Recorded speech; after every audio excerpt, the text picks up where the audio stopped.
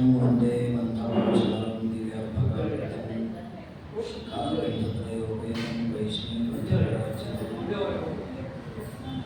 तस्मात् ब्रह्मेन्द्ररुद्राय देवतानां श्रियोऽपि च ज्ञानस्फूर्तिः सदा तस्मै हरये गुरवे नमः। मध्वसाध्यजनाराध्ययुद्धसिद्धान्तवर्धनाद्वैतिकभैरुण्डमण्डयुद्धमध्यमे अभ्रमं भङ्गरहितं अजडं नरं सदा आनन्दतीर्थमतुलं भजे तापत्रयापहं मिथ्यासिद्धान्तबुद्ध्वान्तविध्वंसनविचक्षणः तीर्थाख्यकरणैर्भासवान्नो रघुवरे आसेतो रातुषा रात्रे योदिशोषितवानो सत्यध्यानगुरुः यतीन्द्रेण विभूषितः ब्रह्मचर्य हरिप्रीति सुविद्या वादशालिनः शुक्लानकर्ताग्रहणः विद्यामान्यान्निर्मलापादमूलपर्यन्तं गुरूणामाकृतिं स्मरेत् तेन विघ्नाः प्रणश्यन्ति सिद्ध्यन्ति च मनोरथाः। श्रीगुरुभ्यो नमः। हरि ओम् हरि ओम् हरि ओम्। नारायणं सुरगुरुं जगदेकनाथं भक्तप्रियं सकललोकनमस्कृतं च त्रैगुण्यवर्जितमजं विधुमाद्यमीशं वन्दे भवघ्नममरासुरसिद्धवन्द्यं। नारायणं नमस्कृत्य नरं चैव नरोत्तमं देवीं सरस्वतीं व्यासं ततो जयमुदीरयेत्। नारायणाय परिपूर्णगुणार्णवाय विश्वोदयस्थितिलयोर्नियतिप्रदाय ज्ञानप्रदाय विबुधासुरसौख्यदुःखसत्कारणाय वितताय नमो नमस्ते। ವೇದವ್ಯಾಸದೇವರು ರಚನೆ ಮಾಡಿರತಕ್ಕಂತಹ ಶ್ರೀಮನ್ ಮಹಾಭಾರತದ ಅನುಶಾಸನ ಪರ್ವದಲ್ಲಿ ಬರತಕ್ಕಂತಹ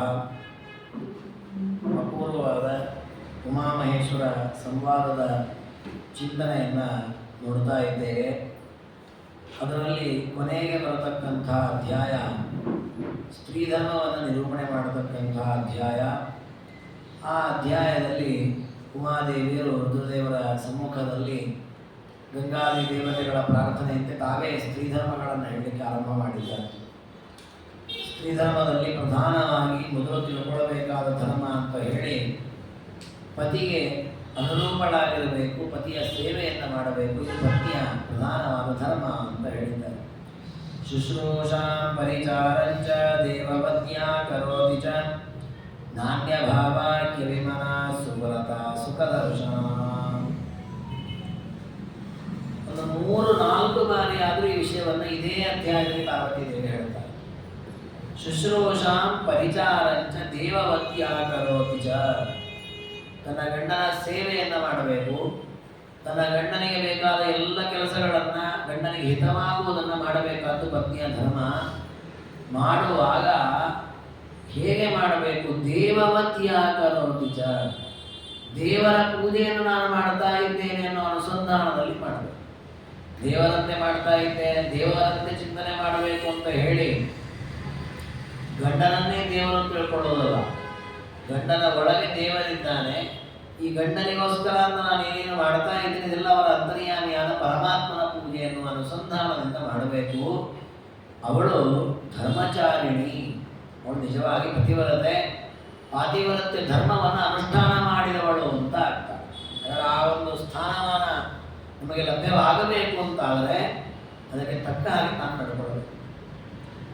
ಇದನ್ನೇ ಅನೇಕ ಜನ ಅಂದ್ಕೊಂಡದ್ದೇನು ಅಂದರೆ ಸ್ತ್ರೀಯರನ್ನು ಶೋಷಣೆ ಮಾಡಿದ್ದಾರೆ ಅಂತ ತಪ್ಪು ತಿಳ್ಕೊಳ್ತಾರೆ. ಬರೀ ಗಂಡನಿಗೆ ಅನುಕೂಲವಾಗಿ ಹೆಂಡತಿ ಇರಬೇಕು ಅಂತ ಹೇಳ್ತೀವಿ, ಹೆಂಡತಿಗೆ ಅನುಕೂಲವಾಗಿ ಗಂಡ ಇರಬೇಕು ಅಂತ ಹೇಳೇ ಇರಲ್ಲ ನಿಮ್ಮ ಗ್ರಂಥಗಳಲ್ಲಿ. ಬರೀ ಹೆಂಡತಿಗೆ ನೀವು ನಿಯಮ, ಹೆಣ್ಮಕ್ಳಿಗೆ ಧರ್ಮ ಹೇಳ್ತೀರಿ, ಗಂಡ್ಮಕ್ಳಿಗೆ ನಿಯಮ ಹೇಳಿಲ್ಲ. ಗಂಡ್ಮಕ್ಳಿಗೆ ಅಂತ 100 ಪುಸ್ತಕ ಬರೆದಿದ್ದಾರೆ, ಹೆಣ್ಮಕ್ಳಿಗೆ ಒಂದೇ ಪುಸ್ತಕ ಬರೆದು. ಗಂಡ್ಮಕ್ಳ ನಿಯಮಗಳೇ ಜಾಸ್ತಿ ಇರೋದು. ಅಷ್ಟೆಲ್ಲ ನಿಯಮವನ್ನು ಪಾಲನೆ ಮಾಡ್ತಾ ಇರುವಂತಹ ಗಂಡನಿಗೆ ಅನುರೂಪಳಾಗಿ ಸ್ತ್ರೀ ಧರ್ಮವನ್ನು ಸ್ತ್ರೀಯರಿಗೆ ಹೇಳಿ. ಅಂದರೆ ಈ ಸ್ತ್ರೀ ಧರ್ಮವನ್ನು ಇಟ್ಟುಕೊಂಡು ನಾವು ಹೆಣ್ಮಕ್ಳ ಮೇಲೆ ದಬ್ಬಾಳಿಕೆ ಮಾಡಲಿಕ್ಕೆ ಬರಲ್ಲ. ಇದರಲ್ಲಿ ಹೇಳಿದ್ದಾರೆ ಅಂತ ನಾವು ನಾಳೆಯಿಂದ ಗಂಡ ಹಿಡಿದೇ ನನ್ನ ಮಾತು ಕೇಳ್ಕೊಂಡಿರ್ಬೇಕು, ಯಾವಾಗಲೂ ನನ್ನ ಸೇವೆ ಮಾಡ್ಕೊಂಡಿರ್ಬೇಕು ಅಂತ ದಬ್ಬಾಳಿಕೆ ಮಾಡ್ಲಿಕ್ಕೆ ಬರಲ್ಲ. ಯಾಕೆ ಅಂದರೆ ಆ ರೀತಿ ಯಾವಾಗ ಅವನು ಹೇಳ್ಬೋದು ಅಂತಂದರೆ ಅವನ ಪುರುಷನ ಧರ್ಮವನ್ನು ಇಡೀ ಮಹಾಭಾರತ ಹೇಳಿದೆ. ಒಂದು ಅಧ್ಯಾಯದಲ್ಲಿ ಸ್ತ್ರೀ ಧರ್ಮ ಇದೆ, ಉಳಿದ ಎಲ್ಲ ಅಧ್ಯಾಯಗಳಲ್ಲಿ ಪುರುಷರಿಗೆ ಧರ್ಮಗಳನ್ನೇ ಹೇಳಿದ್ದು. ಅದನ್ನು ಅಷ್ಟೋ ಅನುಷ್ಠಾನ ಮಾಡ್ತಾ ಇದ್ದ ಅವತ್ತು ಹೇಳ್ಬೋದು ನನಗೆ ಅನುರೂಪಳಾಗಿ ನೀನಿರೋ, ನನ್ನ ಸೇವೆ ಮಾಡ್ಕೊಂಡಿರೋ ಅಂತ. ನಮ್ಮಲ್ಲೂ ಲೋಪದೋಷ ಇದೆ, ಅವಳಲ್ಲೂ ಲೋಪದೋಷ ಇದೆ, ಇಬ್ಬರು ಸಮಾಧಾನದಲ್ಲಿರೋದು ವಾಸಿ ಇವತ್ತಿನ ಕಾಲಕ್ಕೆ. ನನಗೆ ನಿಯಮವನ್ನು ಮಾಡ್ಲಿಕ್ಕೆ ಬರಲ್ಲ, ಶಾಸ್ತ್ರ ಈಗ ಹೇಳಿದೆ. ಆದರೆ ಶಾಸ್ತ್ರ ಹೇಳುತ್ತದೆ ಸ್ತ್ರೀಯಾದವಳು ತಾನು ಪತಿವ್ರತೆಯಂತಾಗಬೇಕು ಅಂತ ಆದರೆ, ಆ ಧರ್ಮವನ್ನು ಚೆನ್ನಾಗಿ ಪಾಲನೆ ಮಾಡಿದವಳು ಅಂತ ಆದರೆ ಪತಿಯನ್ನು ಅತ್ಯಂತ ಶ್ರದ್ಧೆಯಿಂದ ಸೇವೆ ಮಾಡಬೇಕು, ಪತಿಯನ್ನು ಅತ್ಯಂತ ಪೂಜ್ಯ ಭಾವನದಲ್ಲಿ ಕಾಣಬೇಕು. ಎಂದೂ ಕೂಡ ಪತಿಯನ್ನು ಕೋಪದಿಂದ ಮಾತನಾಡಿಸಬಾರದು. ನಾಣ್ಯ ಭಾವ ಕೆವಿಮನ ಸುಕೃತ ಸುಖದರ್ಶನ. ಅಭಿಮಾನ ಅಂದರೆ ಎಲ್ಲೋ ಮನಸ್ಸಿಟ್ಕೊಂಡ್ಬಿಡೋದು. ಕೆಲವೊಮ್ಮೆ ನಾವು ಹಾಗೆ ಮಾಡ್ತೇವೆ. ಇದು ಗಂಡನಿಗೆ ಹೆಂಡತಿ ಮಾಡ್ತಾಳೆ ಅಂತಲೇ ಏನಿಲ್ಲ, ಯಾರಿಗೂ ಮಾಡೋ ಪ್ರಸಂಗ ಇದೆ. ಯಾರೋ ನಮ್ಮ ಹತ್ರ ಏನೋ ಕೇಳ್ತಾರೆ, ಮಾತನಾಡಿ ನಾವೆಲ್ಲೋ ಮನಸ್ಸಿಗೆ ಕೂತ್ಬಿಟ್ಟಿರ್ತೇವೆ, ಆ ಪ್ರಶ್ನೆಗೆ ಉತ್ತರನೇ ಕೊಡಲ್ಲ. ಆಮೇಲೆ ಎಷ್ಟೊಂದು ನಿಮಗೆ ಕೇಳಿದ್ರಿ, ಹೌದು ಹೌದು ಹೌದು ವಿಚಾರ ಮಾಡ್ತಾರೆ, ಇದು ನಮ್ಮ ಥರ ಎಲ್ಲೋ ಆಗಿತ್ತು ಹೇಳ್ತೇನೆ. ಈ ರೀತಿ ಅಸಮಾಧಾನದಲ್ಲಿ ಮನಸ್ಸನ್ನು ಎಲ್ಲೋ ಇಟ್ಟು ಮಾತನಾಡುವ ಪ್ರವೃತ್ತಿ ಇದೆ ನಮ್ಮಲ್ಲಿ, ಅದು ಒಳ್ಳೆಯದಲ್ಲ. ಹಾಗೆ ಮಾಡಬಾರದಂತೆ ಪತಿವ್ರತೆಯಾದವಳು. ಸುವ್ರತ ಒಳ್ಳೆಯ ಶೀಲ ಆಚಾರಗಳಿಂದ ಕೂಡಿದವಳಾಗಬೇಕು. ಸುಖದರ್ಶನ ಯಾವಾಗಲೂ ನಗ್ತಾ ಇರಬೇಕಂತ. ಯಾಕೆಂದರೆ ಯಜಮಾನಿಯಾಗಿ ಅವಳಿಗೆ ತುಂಬ ಜವಾಬ್ದಾರಿ ಇದೆ, ಕಷ್ಟ ಇದೆ, ಅಡೆತಡೆಗಳಿದೆ, ಅನೇಕ ವಿಧವಾದ ಸಮಸ್ಯೆಗಳಿದೆ. ಅಷ್ಟೆಲ್ಲ ಎದುರಾದರೂ ಕೂಡ ಅದನ್ನು ಸಹಿಸಿಕೊಂಡು ನಗ್ತಾ ತಾನು ಮನೆಯ ಕೆಲಸಗಳನ್ನು ಮಾಡಬೇಕು, ಗಂಡ ಮಕ್ಕಳನ್ನು ಚೆನ್ನಾಗಿ ನೋಡ್ಕೊಳ್ಬೇಕು. ಇದು ಹೆಂಡತಿಯ ಕರ್ತವ್ಯ. ಅದೇ ಅವಳಿಗೆ ಇರತಕ್ಕಂತಹ ಪೂಜೆ, ಅದೇ ಅವಳು ಮಾಡುವ ವೇದಾಧ್ಯಯನ, ಅದು ಮಾಡುವ ಯಜ್ಞಯಾಗಾದಿಗಳು. ಅದಕ್ಕೆ ಪ್ರತ್ಯೇಕ ಯಜ್ಞಯಾಗಾದಿಗಳು ಬೇಕಾಗಿಲ್ಲ. ಅದಕ್ಕೆ ನೋಡಿ, ಹೆಣ್ಣು ಮಕ್ಕಳು ಪವಮಾನ ಹೋಮ ಮಾಡ್ತಾರಾ? ಇಲ್ಲ, ಗಂಡಸರು ಮಾಡ್ತಾರೆ. ಹೆಣ್ಣು ಮಕ್ಕಳು ಏನು ಮಾಡೋದು? ಆ ಪವಮಾನ ಹೋಮ ಮಾಡಲಿಕ್ಕೆ ಗಂಡನಿಗೆ ಅನುಕೂಲವಾಗಿದ್ದರೆ ಆಯ್ತು, ಅದರಲ್ಲೇ ಪವಮಾನ ಹೋಮದ ಫಲ ಬಂತು. ಎಷ್ಟು ಸುಲಭ ನೋಡಿ, ಎಷ್ಟು ಸರಳವಾದ ಅನುಕೂಲ. ಗುರುಗಳು ದೊಡ್ಡ ದೊಡ್ಡ ಯಾಗಗಳನ್ನು ಮಾಡ್ತಿರ್ತಾರೆ, ಶಿಷ್ಯರನ್ನು ಪ್ರತ್ಯೇಕ ಮಾಡಬೇಕಾಗಿಲ್ಲ. ಆ ಗುರುಗಳಿಗೆ ಸಹಾಯ ಮಾಡಿಬಿಟ್ರೆ ಶಿಷ್ಯರಿಗೂ ಯಾಗದ ಫಲ ಪ್ರಾಪ್ತಿಯಾಗುತ್ತೆ. ಈ ರೀತಿ ಪರಮಾತ್ಮ ಅನುಕೂಲವನ್ನು ಮಾಡಿಕೊಟ್ಟಿದ್ದಾನೆ ಅಂತ ತಿಳ್ಕೊಳ್ಬೇಕು. ಪುತ್ರ ವಕ್ತ್ರ ವಿವಾಭೀಕ್ಷಣಂ ಭಕ್ತರು ವದನಮೀಕ್ಷತೆ. ಯಾವುದೇ ಹೆಂಡತಿ ತನ್ನ ಗಂಡನಿಗಿಂತಲೂ ಕೂಡ ತನ್ನ ಮಕ್ಕಳ ಮೇಲೆ ಬಹಳ ಪ್ರೀತಿಯನ್ನು ಮಾಡುತ್ತಿರ್ತಾರೆ. ಸಾಮಾನ್ಯ ಲೋಕದಲ್ಲಿ ಕಾಣುತ್ತದೆ ಹಾಗೆ. ಅದಕ್ಕೆ ಹೇಳ್ತಾರೆ ಪುತ್ರವಕ್ತ್ರ ವಿವಾಭೀಕ್ಷಣಂ ಭಕ್ತರು ವದನಮೀಕ್ಷತೆ. ಹೆಂಡತಿಯಾದವಳು ತನ್ನ ಗಂಡನ ಮುಖವನ್ನು ನೋಡಬೇಕು. ಮದುವೆಯಾಗುವ ಮೊದಲು ನೋಡಿರ್ತಾರೋ ಇಲ್ಲೋ, ಈಗೆಲ್ಲ ನೋಡ್ತಾರೆ, ಮುಂದಿನ ಕಾಲದಲ್ಲಿ ಹಾಗಿರಲಿಲ್ಲ. ಗಂಡನ ಮುಖವನ್ನ ಹೇಗೆ ನೋಡಬೇಕು ಅಂದ್ರೆ, ಮಕ್ಕಳ ಮುಖವನ್ನು ಹೇಗೆ ಪ್ರೀತಿಯಿಂದ ನೋಡುತ್ತಾಳೋ ತಾಯಿ, ಅದೇ ತನ್ನ ಗಂಡನ ಮುಖವನ್ನು ಅಷ್ಟೇ ಪ್ರೀತಿಯಿಂದ ನೋಡಬೇಕು. ಯಾ ಸಾಧ್ವಿ ನಿಯತಾಹಾರ ಸಾ ಭವೇ ಧರ್ಮಚಾರಿಣಿ. ಈ ರೀತಿಯಲ್ಲಿ ತನ್ನ ಗಂಡನ ಸೇವೆಯನ್ನು ಮಾಡಿಕೊಂಡು ಗಂಡನಿಗೆ ಸಂತೋಷವನ್ನುಂಟು ಮಾಡ್ತಾ ಮಂದಹಾಸದಿಂದ ಕೂಡಿಕೊಂಡು ಸುಭ್ರತಳಾಗಿ ಯಾವ ಸ್ತ್ರೀ ಇದ್ದಾಳೆ, ನಿಯತಾಹಾರ, ಆಹಾರವನ್ನು ನಿಯತವಾಗಿ ಸ್ವೀಕಾರ ಮಾಡಬೇಕು. ಸ್ತ್ರೀಯರು ಆಹಾರವನ್ನು ಯಥೇಚ್ಛವಾಗಿ ತಿನ್ಬೋದು, ಇಷ್ಟೇ ತಿನ್ನಬೇಕು ಅಷ್ಟೇ ತಿನ್ನಬೇಕು ಅಂತೇನಿಲ್ಲ. ಆದರೆ ಆಹಾರಕ್ಕೂ ನಿಯಂತ್ರಣ ಇರಬೇಕು. ಇದು ಬರೀ ಸ್ತ್ರೀಯರಿಗೆ ಮಾತ್ರ ಅಂತಲ್ಲ, ಪ್ರತಿಯೊಬ್ಬರಿಗೂ ಇರತಕ್ಕ ನಿಯಮ. ಆಹಾರ ದೇಹದ ಅಭಿವೃದ್ಧಿಯಾಗಲಿಕ್ಕೆ, ನಮಗೆ ಕೆಲಸ ಕಾರ್ಯ ಮಾಡಲಿಕ್ಕೆ ಶಕ್ತಿ ಕೊಡಲಿಕ್ಕೆ ಎಷ್ಟು ಪೋಷಕವೋ, ಅದೇ ಆಹಾರ ಜಾಸ್ತಿ ಆಯಿತು ಅಂತಾದರೆ ನಮ್ಮ ಸಾಧನೆಯನ್ನು ಹಾಳು ಮಾಡಲಿಕ್ಕೂ ಅದೇ ಆಹಾರ ಕಾರಣವಾಗುತ್ತೆ. ಆಹಾರ ಅತಿ ಆಯಿತು ಅಂದರೆ ರೋಗಾದಿಗಳು ಬರುತ್ತೆ, ಉದಾಸೀನವಾಗತ್ತೆ, ಉದರಬಾಧೆ.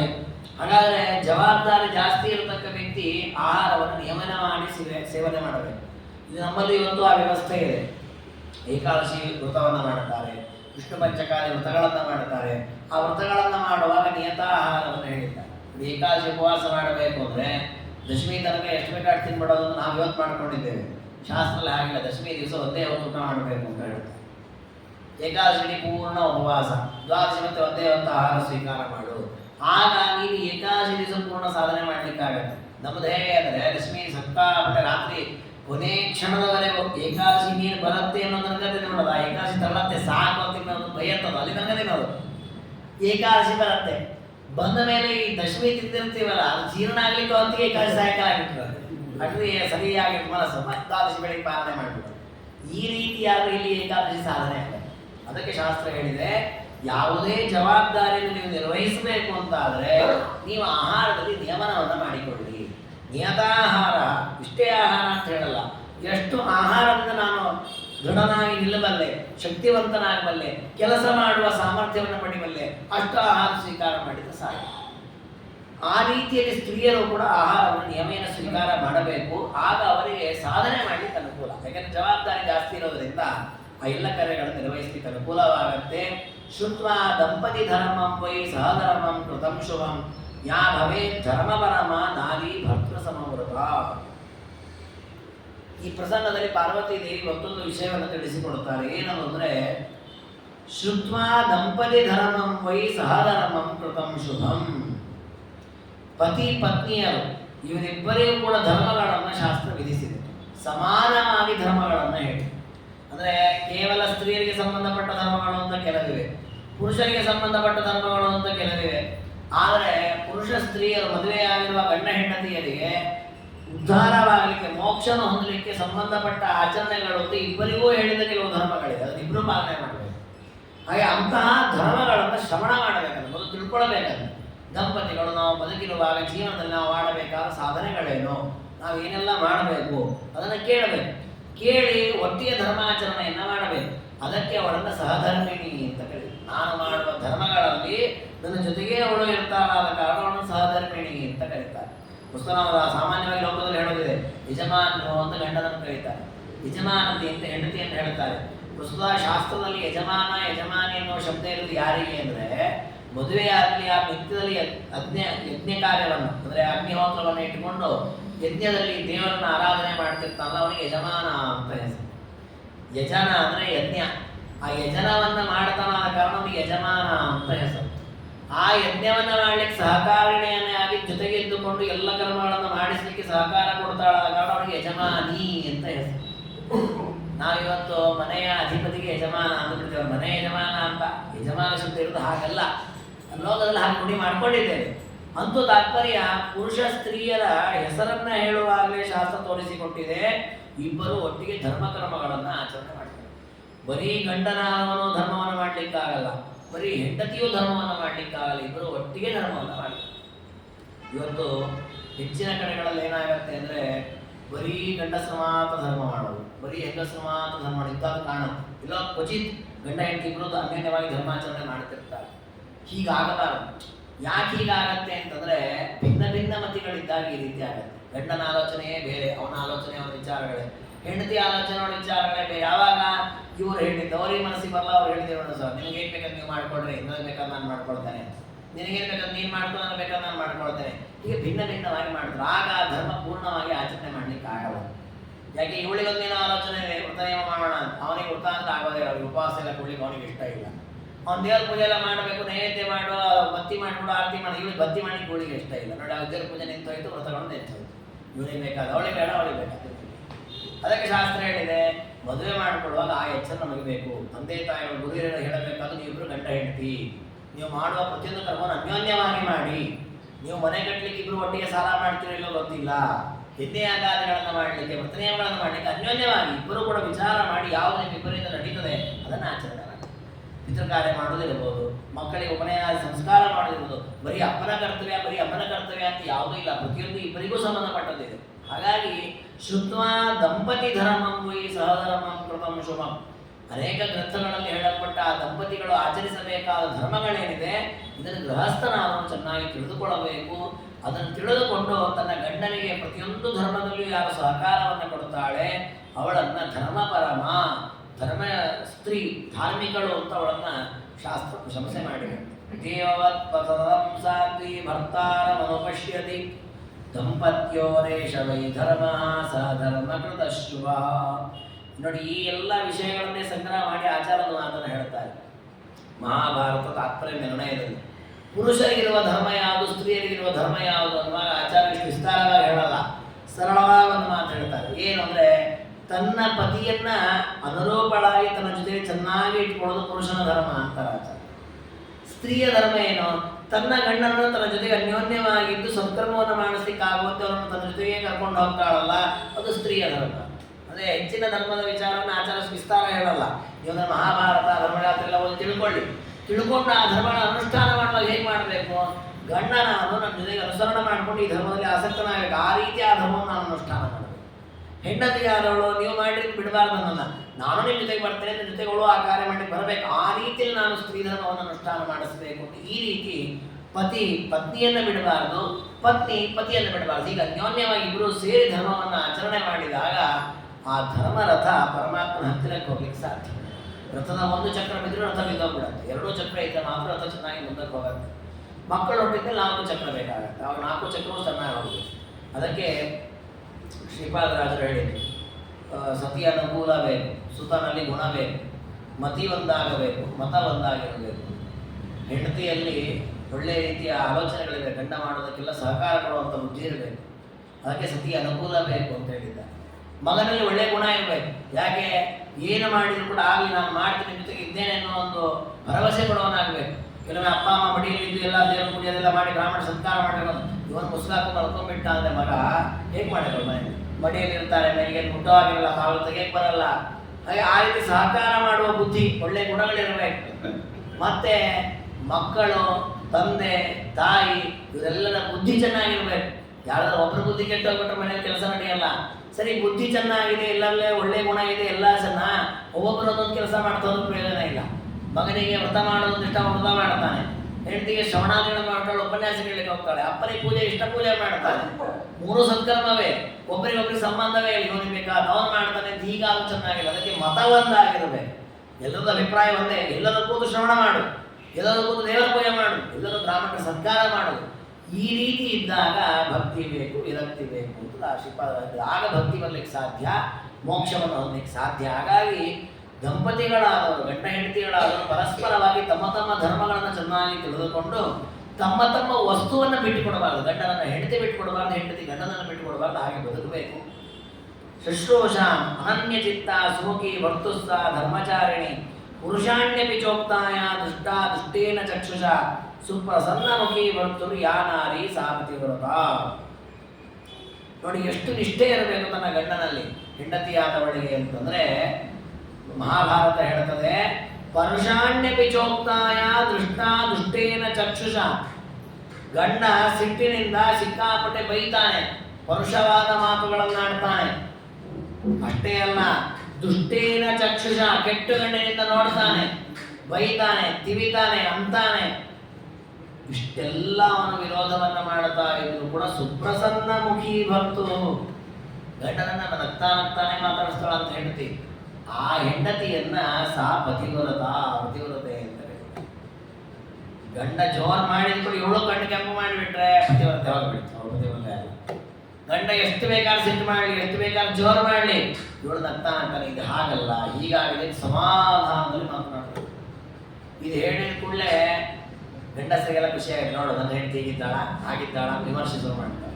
ಹೆಣ್ಮಕ್ಳ ಬರೀ ನೋವು ಮಾತ್ರ ಹೇಳ್ತಾರೆ. ಯಾಕೆ ನಾವು ಜೋರ ಮಾತಾಡಿದ್ರೆ ಅವರು ಶಾಂತ ಕುತ್ಕೊಳ್ಳಿ ಬರುತ್ತೋ ಇಲ್ವೋ ಅಂತ. ಪುಸ್ತಕ ಶಾಸ್ತ್ರ ಹೇಳೋದು ಗಂಡಸನ ಅವನು ಜೋರಾಗಿ ಮಾತಾಡಲೇಬಾರ್ದು. ಶಾಸ್ತ್ರ ಯಾವತ್ತು ಹೇಳ್ತೀವಿ, ಯಾರು ಜೋರು ಮಾತಾಡಲೇಬಾರ್ದು. ಅನುದ್ವೇಗ ಕರವಾಕ್ಯಂ, ಬಾಯಿಯಿಂದ ನಾವು ಮಾತನಾಡುವ ಮಾತು ಯಾವುದು ಮತ್ತೊಬ್ಬರಿಗೆ ಉದ್ವೇಗವನ್ನು ಮಾಡಲೇಬಾರ್ದು. ಆ ರೀತಿ ಹಿತವಾದ ಮಾತನ್ನೇ ಆಡಬೇಕು. ಅದು ಯಾಕೆ ಈ ಮಾತನ್ನು ಹೇಳ್ತು? ಗಂಡ ಉದ್ವೇಗ ಬರುವಂತೆ, ಸಿಟ್ಟು ಬರುವಂತೆ, ಕೋಪದಿಂದ ಮಾತನಾಡಿದ್ರು ಕೂಡ ನೀನು ಶಾಂತಳಾಗಿರು ಅಂತ ಹೇಳಿದ್ದು. ಯಾಕೆ ಅಂದರೆ ಇಬ್ಬರೂ ಕೋಪ ಮಾಡಿಕೊಂಡ್ರೆ ಅನರ್ಥವಾಗುತ್ತೆ, ಒಬ್ಬರನ್ನು ಶಾಂತ ಆಗ್ಬೇಕಲ್ಲ. ಅದಕ್ಕೆ ಅವನು ಕೋಪ ಮಾಡಿಕೊಂಡಾಗ ನೀನು ಶಾಂತಳಾಗಿರು ಅಂತ ಉಪದೇಶ ಮಾಡಿದೆ ಶಾಸ್ತ್ರ. ಜೊತೆಗೆ ಈ ಕೋಪ ಮಾಡಿಕೊಂಡಾಗ ಒಬ್ಬರು ಶಾಂತರಾಗಿದ್ದು ಎಷ್ಟೊಂದು ಕೋಪ ಇರುತ್ತೆ. ನಾವು ಗಮನಿಸಿ, ಲೋಕದಲ್ಲಿ ಯಾರೋ ಇಬ್ಬರು ಕಿತ್ತಾಡ್ತಾ ಇರ್ತಾರೆ. ಒಬ್ಬ ಸಿಕ್ಕಾಪಟ್ಟೆ ಬೈತಾನೆ, ಇನ್ನೊಬ್ಬ ಸುಮ್ಮನೆ ಕೂತಿದ್ದಾನೆ. ಎಷ್ಟೊತ್ತು ಬೈತಾನ ಅವನು? 10 ನಿಮಿಷ ಬೈತಾನೆ, 15 ನಿಮಿಷ ಮೇಲೆ ಸುಮ್ಮನಾಗ್ತಾನೆ. ಆಮೇಲೆ ಅವರಿಗೆಲ್ಲ ವಿಷಯ ಹೀಗಾಗಿ ಅಂತ ಹೌದಾ ಅಂತ ಅವನಿಗೆ ತಪ್ಪಾಗಿ ಮನವರಿಕೆ ಆಗುತ್ತೆ. ಇದಕ್ಕೆ ದಕ್ಷ ಪ್ರಜಾಪತಿಯ ಪ್ರಸಂಗವೇ ನಿದರ್ಶನ. ದಕ್ಷ ಪ್ರಜಾಪತಿಗಳು ಬೃಹಸ್ಪತಿ ಸಹ ಆತನ ಯಜ್ಞಕ್ಕೆ ಬರ್ತಾರೆ. ಬ್ರಹ್ಮದೇವರ ಅಧ್ಯಕ್ಷತೆಗೆ ನಡೀತಾ ಇರುತ್ತೆ. ಬ್ರಹ್ಮದೇವರ ಪಕ್ಕದಲ್ಲಿ ಋತುದೇವರು ಕೂತಿರ್ತಾರೆ. ದಕ್ಷ ಪ್ರಜಾಪತಿ ಒಳಗೆ ಎಲ್ಲ ಎದುರಿರ್ತಾರೆ. ಪ್ರಸಿದ್ಧ ಕಥೆ. ಋತುದೇವರು ಎದುರಿಲ್ಲೋದೆಲ್ಲ ನೋಡೋದಿಲ್ಲ, ಇಲ್ಲಿ ತಪ್ಪಾಡಿ ಧ್ಯಾನ ಮಾಡ್ತಾ ಕೂತಿರ್ತಾರೆ. ಹಾಗೆಯೇ ಕೂತಿರ್ತಾರೆ. ಬ್ರಹ್ಮದೇವರು ಹಾಗೆ ಕೂತಿರ್ತಾರೆ. ಎಲ್ಲರೂ ಎದುರಿದ್ದು ದಕ್ಷ ಪ್ರಜಾಪತಿ ಎಲ್ಲರನ್ನು ಗೌರವಿಸಿದ, ಎಲ್ಲರನ್ನು ಕೂಡಿಸಿದ. ದಕ್ಷ ಪ್ರಜಾಪತಿ ಸಿಟ್ಟು ಬಂತು, ನನ್ನ ಅಡಿಗೆ ರುದ್ರದೇವರು ನಾನು ಬಂದಾಗ ಎದುರಿಲ್ಲಲ್ಲ ಅಂತೇಳಿ ಸಿಕ್ಕಾಪಟ್ಟೆ ಬೈತಾರೆ. ಇವನಿಗೆ ನಾನು ಹೇಳ್ಕೊಟ್ಟಿದ್ದಪ್ಪ, ಇವನಿಗೆ ಬುದ್ಧಿ ಇಲ್ಲ, ಇವನ ಅವಿವೇಕಿ, ಸ್ಮಶಾನವಾಸಿ, ದಿಗಂಬರ, ಅದು ಇದು ಸಿಕ್ಕಾಪಟ್ಟೆ ಬೈತಾರೆ. 10 ನಿಮಿಷ ಬೈದು ಆಮೇಲೆ ಸುಮ್ಮನೆ ಹೊಸಡಿ ಗಲಾಟೆ ಆಗಿತ್ತು, ಯುದ್ಧ ಜಗಳ ಏನ. ಯಾಕೆ ರುದ್ರದೇವರು ಆ ಕಡೆ ನೀನು ಮಾಡ್ತಾನೆ ಇಲ್ಲ, ಅವ್ರು ಸುಮ್ಮನೆ ಕೂತ್ಬಿಟ್ಟಿದ್ದಾರೆ. ಅವ್ರು ಏನಾದ್ರು ಮಾತಾಡಿದ್ರೆ ಬೆಳೀತಿತ್ತದು. ಹಾಗಾಗಿ ಶಾಸ್ತ್ರ ಹೇಳ್ತದೆ, ಎರಡೂ ಕಡೆಯಿಂದ ಸೇರಿ ಗಲಾಟೆ ನಡೆಯುವಂಥದ್ದು, ಯುದ್ಧ ಆಗುವಂಥದ್ದು. ಅದಕ್ಕೆ ಅವಳು ಕೋಪವನ್ನ ಗಂಡ ಮಾಡಿಕೊಂಡ್ರು ಕೂಡ ಅವಳು ಪ್ರಸನ್ನಳಾಗಿದ್ಲು ಅಂತಾದರೆ ಆಗ ಮನೆಯಲ್ಲಿ ಕಲಹ ಬರಲಿಕ್ಕೆ ಸಾಧ್ಯ ಇಲ್ಲ. ಹಾಗೆ ಪರುಷಾಣ್ಯಪಿ ಚೋಕ್ತಾಯ ದೃಷ್ಟ ದುಷ್ಟೇನ ಚಕ್ಷುಷ, ಕಠೋರವಾದ ಮಾತುಗಳನ್ನಾಡಿದ್ರು. ಕೆಟ್ಟ ಗಂಡನಿಂದ ಗಂಡ ನೋಡಿದ್ರೂ ಕೂಡ ಯಾವ ಸ್ತ್ರೀ ಪ್ರಸನ್ನ ಮುಖಳಾಗಿ ಇರ್ತಾಳೋ ಅಂತಹ ಹೆಣ್ಣನ ಪತಿವ್ರತೆ ಅಂತ ಹೇಳಿ. ಇದರ ಜೊತೆಗೆ ಶಾಸ್ತ್ರ ಮತ್ತೊಂದು ಮಾತನ್ನು ಹೇಳಿದೆ. ಇದೇ ರೀತಿ ನಿಮಗೆ ಗುರು ಶಿಷ್ಯರ ವಿಷಯದಲ್ಲೂ ನಿಯಮಗಳನ್ನು ಹೇಳುತ್ತೆ. ಗುರು ಕೋಪ ಮಾಡಿಕೊಂಡು ಬೈದ್ರು, ಗುರು ಕಾಲಲ್ಲಿ ಹೋದ್ರು, ಶಿಷ್ಯನಾದರೂ ಸುಮ್ಮನೆ ಇರಬೇಕು, ಅದೆಲ್ಲವನ್ನು ಸಹಿಸಿಕೊಳ್ಬೇಕು. ಆಗ ಆ ಶಿಷ್ಯ ನಿಜವಾದ ಶಿಷ್ಯನಾಗ್ತಾನೆ. ಅಂದ್ರೆ ಇದೇನಿದು? ಒಂದು ಜನರಿಗೆ ಯಾವಾಗಲೂ ಕೆಳಗೆ ಬೀಳ್ತಾ ಇದೆ, ಇನ್ನೊಬ್ಬರ ಮೇಲೆ ನಿಂತೋಡು ಅಧಿಕಾರ ಚಲಾಯಿಸ್ತಾ ಇರೋದ? ಆ ಅರ್ಥ ಅಲ್ಲ. ದೇವರು ಒಂದೊಂದು ಸ್ಥಾನದಲ್ಲಿದ್ದು ಒಂದೊಂದು ಜನರಿಗೆ ಒಂದೊಂದು ರೀತಿಯ ಅನುಗ್ರಹವನ್ನು ಮಾಡ್ತಾ ಇರ್ತಾನೆ. ಗುರುಗಳಲ್ಲಿದ್ದು ಪರಮಾತ್ಮ ಅನುಗ್ರಹವನ್ನು ಮಾಡ್ತಾನೆ. ತತ್ವೋಪದೇಶ ಅವರಿಂದ ಇವನಿಗೆ ಬರಲಿಕ್ಕಿದೆ. ಅದಕ್ಕೋಸ್ಕರವಾಗಿ ಇವನಿಗೆ ಏನಾದರೂ ಸ್ವಲ್ಪ ಅಡೆತಡೆಗಳು, ಕಷ್ಟ ನಷ್ಟಗಳು ಏನಾದರೂ ಆದರೂ ಕೂಡ ಅದೆಲ್ಲ ಗುರುಗಳ ಅನುಗ್ರಹಕ್ಕೆ ಕಾರಣವಾಗುತ್ತೆ. ಹಾಗೆ ಪತಿಯನ್ನ ಸೇವೆ ಮಾಡುವಾಗ ಪತಿ ಕೋಪ ಮಾಡಿಕೊಳ್ಳಿ, ಪತಿ ಏನಾದ್ರು 4 ಬೈಲಿ, ಅದು ಪತ್ನಿಗೆ ಒಳ್ಳೇದಾಗತ್ತೆ, ಅದು ಯಾವತ್ತೂ ಕೆಡಕಾಗಲ್ಲ. ನಮ್ಮಲ್ಲೊಂದು ವ್ಯವಸ್ಥೆ ಇದೆ, ಇದು ಸೂಕ್ಷ್ಮ. ಅದಕ್ಕೆ ಧರ್ಮಶಾಸ್ತ್ರದಿಂದ ತಿಳಿಸುತ್ತೆ. ಏನು ಅಂದ್ರೆ ನೋಡಿ, ನಾವು ಕೋಪ ಮಾಡ್ಕೊಳ್ತೇವೆ, ಅವರು ಕೋಪ ಮಾಡ್ಕೊಳ್ಳೋ, ಲೋಕದಲ್ಲಿ ಎಲ್ಲರೂ ಕೋಪ ಮಾಡ್ಕೊಳ್ತಾರೆ. ಆ ದೊಡ್ಡವರು ಕೋಪ ಮಾಡಿದಾಗ ಚಿಕ್ಕವರಿಗೆ ಅದು ಪುಣ್ಯಕ್ಕೆ ಕಾರಣವಾಗುತ್ತೆ. ಅಂದ್ರೆ ದೊಡ್ಡವರ ಪುಣ್ಯ ಹ್ರಾಸವಾಗತ್ತೆ, ಚಿಕ್ಕವರ ಪಾಪ ಪರಿಹಾರವಾಗುತ್ತೆ. ನೋಡಿ ವ್ಯವಸ್ಥೆ ಹೇಗಿದೆ. ಚಿಕ್ಕವರು ಕೋಪ ಮಾಡಿಕೊಂಡ್ರೆ ದೊಡ್ಡವರ ಪಾಪ ಕಡಿಮೆ ಆಗತ್ತೆ, ಚಿಕ್ಕವರ ಪುಣ್ಯ ಹಾನಿ. ಇದು ಸಮಸ್ಯೆ ಇರೋದು. ಅದಕ್ಕೆ ಶಾಸ್ತ್ರ ಹೇಳಿದ್ರು ಸ್ತ್ರೀಯರಿಗೆ, ನೀವು ಗಂಡನ ಮೇಲೆ ಕೋಪ ಮಾಡ್ಕೊಳ್ಬೇಡಿ, ಗಂಡ ಕೋಪ ಮಾಡ್ಕೊಳ್ಳಿ. ಯಾಕೆ? ಗಂಡ ಕೋಪ ಮಾಡ್ಕೊಂಡ್ರಷ್ಟು ಬಾರಿ ಅವನ ಪುಣ್ಯ ನಿಮಗೆ ಬರ್ತಾ ಇರೋದು. ಅದೇ ನೀವು ಗಂಡ ಕೋಪ ಮಾಡ್ಕೊಂಡ ನಾವು ತಿರುಗಿಸೋದು ಬೈತೇವೆ, ನೀವು ಮಾಡಿ ಸರಿನಾ, ಆಗ ಈಗ ನಾವು ಜೋರು ಮಾಡಿದ್ವಿ ಅಂದ್ರೆ ನಮ್ಮ ಪುಣ್ಯ ಹಾನಿ ಆಯ್ತು, ಗಂಡನ ಪಾಪ ನಾವು ಬರ್ತದೆ. ಇದು ಧರ್ಮಶಾಸ್ತ್ರದ ಸೂಕ್ಷ್ಮ ವ್ಯವಸ್ಥೆ. ಇದಕ್ಕೋಸ್ಕರ ಶಾಸ್ತ್ರ ಹೇಳಿತು, ದೊಡ್ಡ ಸ್ಥಾನದಲ್ಲಿರೋರಿಗೆ ಅಧಿಕಾರ ಕೊಟ್ಟು ನೀವು ಕೋಪ ಮಾಡ್ಕೋ, ಚಿಕ್ಕವರಿಗೆ ಪುಣ್ಯ ಹೋಗತ್ತೆ, ಹೋಗಿ. ಚಿಕ್ಕವರಿಗೆ ನೀವು ಕೋಪ ಮಾಡ್ಕೊಳ್ಬೇಡಿ, ನಿಮ್ಮ ಪುಣ್ಯ ಹಾನಿ ಆಗತ್ತೆ. ನೀವು ಉಳಿಸ್ಕೋಬೇಕಂದ್ರೆ ನೀವು ಮಾಡಿದ್ದು ಸ್ವಲ್ಪ ಪುಣ್ಯ, ಅದು ಹೋಗ್ಬಿಟ್ರೆ. ಅದಕ್ಕೋಸ್ಕರ ಶಾಸ್ತ್ರ ಹೇಳಿದೆ. ಈಗ ಹೇಳಿದೆ ಅಂತೇಳಿ ಗಂಡಸು ಕೋಪ ಮಾಡ್ಕೊಳ್ಬೇಕು ಅಂತ ಅವಕಾಶ ಕೊಟ್ಟದಲ್ಲ ಶಾಸ್ತ್ರ. ಅದನ್ನು ನಾವು ಗಮನಿಸ್ಕೋಬೇಕು. ಯಾಕೆಂದ್ರೆ ದೇವರ ಪೂಜೆ ಮಾಡುವಾಗ, ಸ್ನಾನ ಮಾಡುವಾಗ, ಊಟವನ್ನು ಮಾಡುವಾಗ, ಯಾವುದೇ ಪ್ರಸಂಗದಲ್ಲಿ ಯಾವ ಮನುಷ್ಯ ಕೋಪ ಮಾಡಿಕೊಳ್ಳುತ್ತಾನೋ ಅವನು ಮತ್ತೊಮ್ಮೆ ಸ್ನಾನ ಮಾಡಬೇಕು ಅನ್ನೋದು ಇದೇ ಮಹಾಭಾರತ ಹೇಳಿದೆ. ಮೈಲಿಗೆ ಆಯಿತು ಅಂತ ಅರ್ಥ, ಮತ್ತೆ ಸ್ನಾನ ಮಾಡಬೇಕು. ಅದ್ರ ಕೋಪ ಮಾಡ್ಕೊಳ್ಳೇಬಾರದು. ಒಂದು ವೇಳೆ ಕ್ವಚಿತ್ ಕೋಪ ಮಾಡಿಕೊಂಡ್ರು ಅಂತಹ ಪ್ರಸಂಗದಲ್ಲಿ ಹೆಂಡತಿಯಾಗುವ ಪತಿವ್ರತೆಯಾಗಿದ್ದರೆ ಅವಳು ಎಲ್ಲರೂ ಕೂಡ ಸಿಟ್ಟನ್ನು ಮಾಡಿಕೊಳ್ಳಬಾರದು, ಉದ್ವೇಗವನ್ನು ಮಾಡಬಾರದು, ದ್ವೇಷಾದಿಗಳನ್ನು ಮಾಡಬಾರದು. ನೋಡಿ ಮಹಾಭಾರತದಲ್ಲಿ ದ್ರೌಪದಿ ದೇವಿಯ ಪಾತ್ರ, ಕುಂತಿ ದೇವಿಯ ಪಾತ್ರವನ್ನು ನೋಡಿದರೆ ಎಂತೆಂಥ ಸನ್ನಿವೇಶ, ಎಂತೆಂಥ ಘೋರ ಪ್ರಸಂಗಗಳಿದೆ. ಒಂದು ಕಡೆ ಯಾವುದು ದ್ರೌಪದಿ ದೇವಿ ಧರ್ಮರಾಜನನ್ನು, ಭೀಮಸೇನ, ಅರ್ಜುನರನ್ನು ಬೈದತ್ತಿದ, ಗಂಡನ ಮೇಲೆ ಜೋರು ಮಾಡಿದ, ಎಲ್ಲರೂ ಬರಲ್ಲ. ವಿಧೇಯಳಾಗಿದ್ದ, ವಸ್ತು ದೊಡ್ಡ ರಾಣಿಯಾಗಿ ಎಂತೆಂಥ ಕಷ್ಟ 12 ವರ್ಷ ಕಾಡಿನಲ್ಲಿ ಕಳೆದರು. 12 ವರ್ಷ ದಿವಸ ಧರ್ಮರಾಜನಿಗೂ ಅವಳಿಗೆ ಜಗಳ, ದ್ರೌಪದಿ ಅಲ್ಲಿಂದ ಇನ್ಮೇಲೆ ಒಂದು ದಿವಸವೂ ಜಗಳವೇ ಇಲ್ಲ. ಇದು ಹೇಗೆ ಸಾಧ್ಯ? ಅದನ್ನೇ ಸತ್ಯಭಾಮದೇವರು ಕೇಳ್ತಾರೆ. ಮಹಾಭಾರತದಲ್ಲಿ ವನಪರ್ವದಲ್ಲೂ ಒಂದು ಸ್ತ್ರೀಧರ್ಮ ನಿರೂಪಣೆ ಇದೆ. ವನಪರ್ವದಲ್ಲಿ ಸತ್ಯಭಾಮಾದೇವಿಯರು ಬಂದು ಕೇಳ್ತಾರೆ, ಹೇಗೆ ನೀ 5 ಜನ ಗಂಡನ ನಿನಗೆ ಅನುರೂಪರಾಗಿದ್ದಾರೆ, ಯಾವತ್ತೂ ನಿನಗೆ ಸಿಟ್ಟು ಮಾಡಲ್ಲ, ನೀನವಲ್ಲ ಅತ್ಯಂತ ಸಂತೋಷದಿಂದ ವಿಹಾರ ಮಾಡ್ತಾ ಆನಂದವಾಗಿ ಕಳೀತಾ ಇದ್ದೀನಿ, ಹೇಗೆ ಸಾಧ್ಯ ಆಯಿತು? ಆಗ ಅವರಲ್ಲಿ ಸ್ತ್ರೀ ಧರ್ಮವನ್ನು ಉಪದೇಶ ಮಾಡ್ತಾರೆ. ಈ ರೀತಿ ನಾನು ನನ್ನ ಪತಿಗಳಿಗೆ ಅನುರೂಪಳಾಗಿ ಪ್ರತಿವ್ರತೆಯಾಗಿದ್ದೇನೆ. ಹಾಗಾಗಿ ಕೋಪ ಅನ್ನುವಂಥದ್ದು ನಮ್ಮ ಸಾಧನೆಯನ್ನು ಹಾಳು ಮಾಡುತ್ತೆ. ನೋಡಿ ನಮ್ಮ ಸಮಾಜದಲ್ಲಿರತಕ್ಕಂಥ ಯುವಕ ಯುವತಿಯರು ಈ ತತ್ವಜ್ಞಾನ ತಿಳ್ಕೊಂಡು ಬಿಟ್ಟಿದ್ರೆ ಇವತ್ತು ಯಾವ ವಿಚ್ಛೇದನವೂ ಆಗ್ತಿರಲಿಲ್ಲ. ಕೋಪದಿಂದಲೇ ವಿಚ್ಛೇದನ ಆಗೋದು ಗಂಡ ಹೆಂಡತಿಯರಲ್ಲಿ. ತಿಳ್ಕೊಳ್ಳಿಲ್ಲ ನಾವು, ಅವನು ಕೋಪ ಮಾಡ್ಕೊಂಡ ನಾನೇನು ಕಡಿಮೆ, ಅವನೇನಿಂದ ನಾನೇನು ಹೆಚ್ಚು ಕಡಿಮೆ, ನಾನು ಅವನು ಸಮಾನ, ಇಕ್ವೇಲ್ ಹೊಡೆದಾಡಿದ್ವಿ, ಎಲ್ಲ ಜೀವನ ಹಾಳಾಗುತ್ತೆ, ಎಲ್ಲ ಮಾಡ್ತೀವಿ. ಅದಕ್ಕೆ ಶಾಸ್ತ್ರ ಹೇಳುತ್ತದೆ, ಕೋಪವನ್ನು ನೀನು ಮಾಡ್ಕೊಳ್ಬೇಡ, ಮತ್ತೊಬ್ಬರು ಮಾಡಿದ ನೀನು ಅವರನ್ನು ಸಮಾಧಾನ ಮಾಡು, ಆ ಹಂತಕ್ಕೆ ತಲುಪು ನೀನು, ಆಗ ನಿನಗೆ ಪುಣ್ಯ ಜಾಸ್ತಿ. ನಚಂದ್ರ ಸೂರ್ಯವು ನತರು ಪುಮ್ನಾಮನಾಯ ನಿರೀಕ್ಷತೆ ಭದ್ರವರ್ಜಂ ವರಾರೋಹ ಸಾಭವೇ ಧರ್ಮಚಾರಿಣಿ. ಇದು ಒಂದಕ್ಕೊಂದು ವ್ಯವಸ್ಥೆ ಇದೆ ಧರ್ಮಶಾಸ್ತ್ರಗಳಲ್ಲಿ.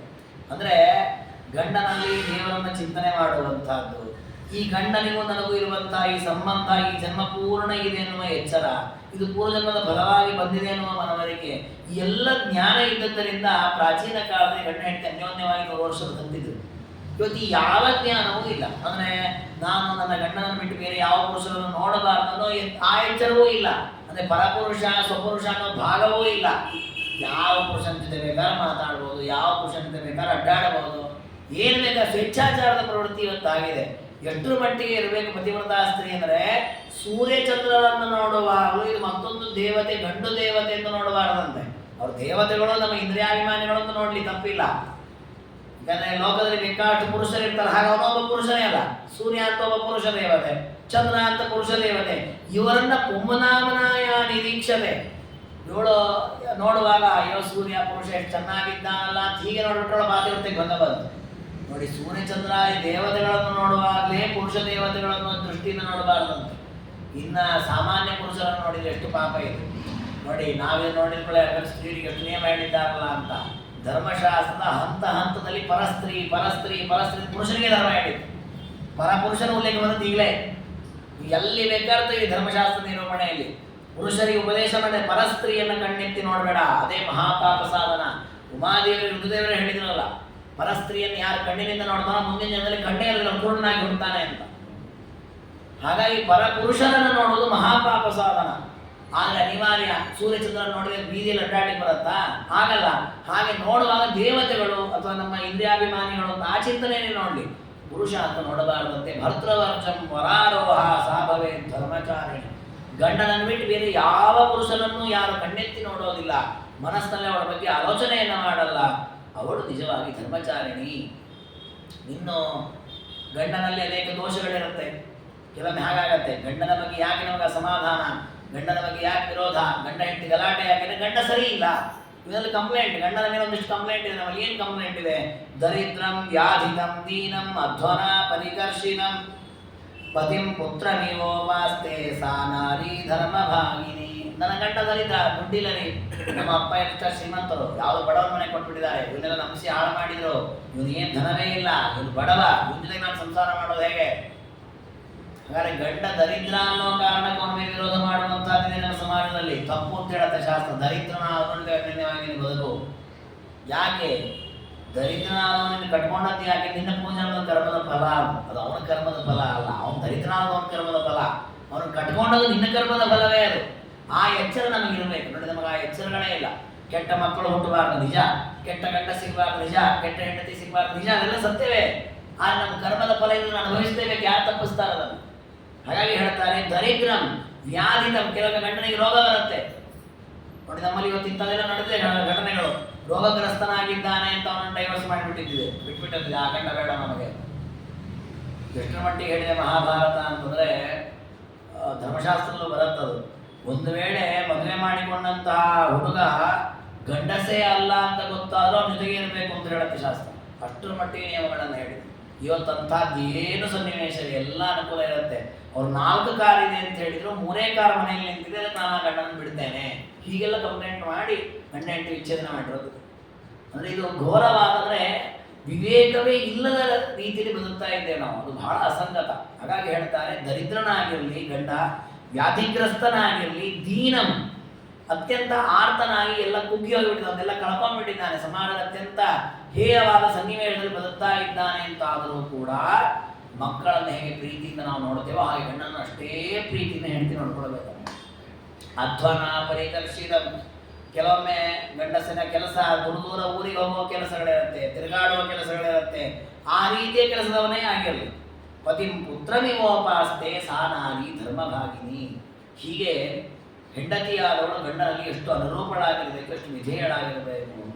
ಇದನ್ನು ನಾವು ಸಣ್ಣ ಮಕ್ಕಳಿಂದ ಈ ಉಪದೇಶಗಳನ್ನು ಮಾಡಬೇಕು. ಅಂದರೆ ಕರ್ತವ್ಯಗಳು, ಧರ್ಮಗಳು, ಯಾರ್ಯಾರ ಆಚರಣೆ ಏನು, ಹೇಗೆ ಬದುಕಬೇಕು, ಇಂತಹ ಕಥೆಗಳನ್ನು ಉಪದೇಶ ಮಾಡಬೇಕು.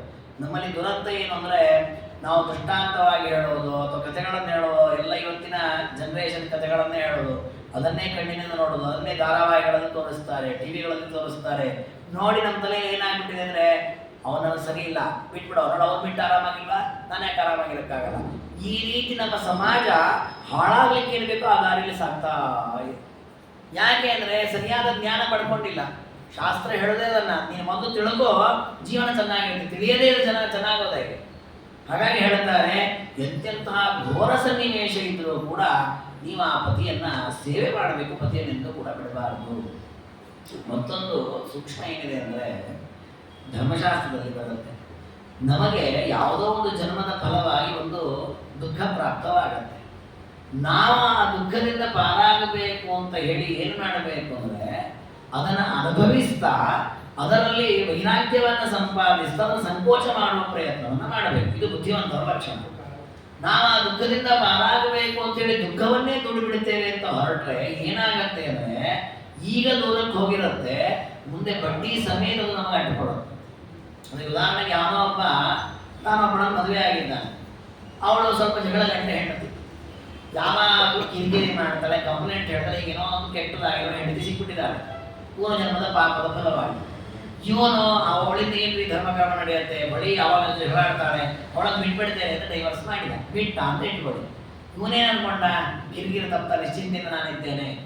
ಇವನಿಗೆ ಚಿಂತೆ ಬಂದದ್ದು ಯಾಕೆ, ಅವಳಿಂದ ಅಂತ ಇವನು ಅನ್ಕೊಂಡಿದ್ದಾನೆ. ಇವನ ಪೂರ್ವಜನ್ಮದ ಕ್ರಮದ ಫಲವಾಗಿ ಅವಳಿಂದ ಚಿಂತೆ ಬಂದದ್ದು ಇವನಿಗೆ.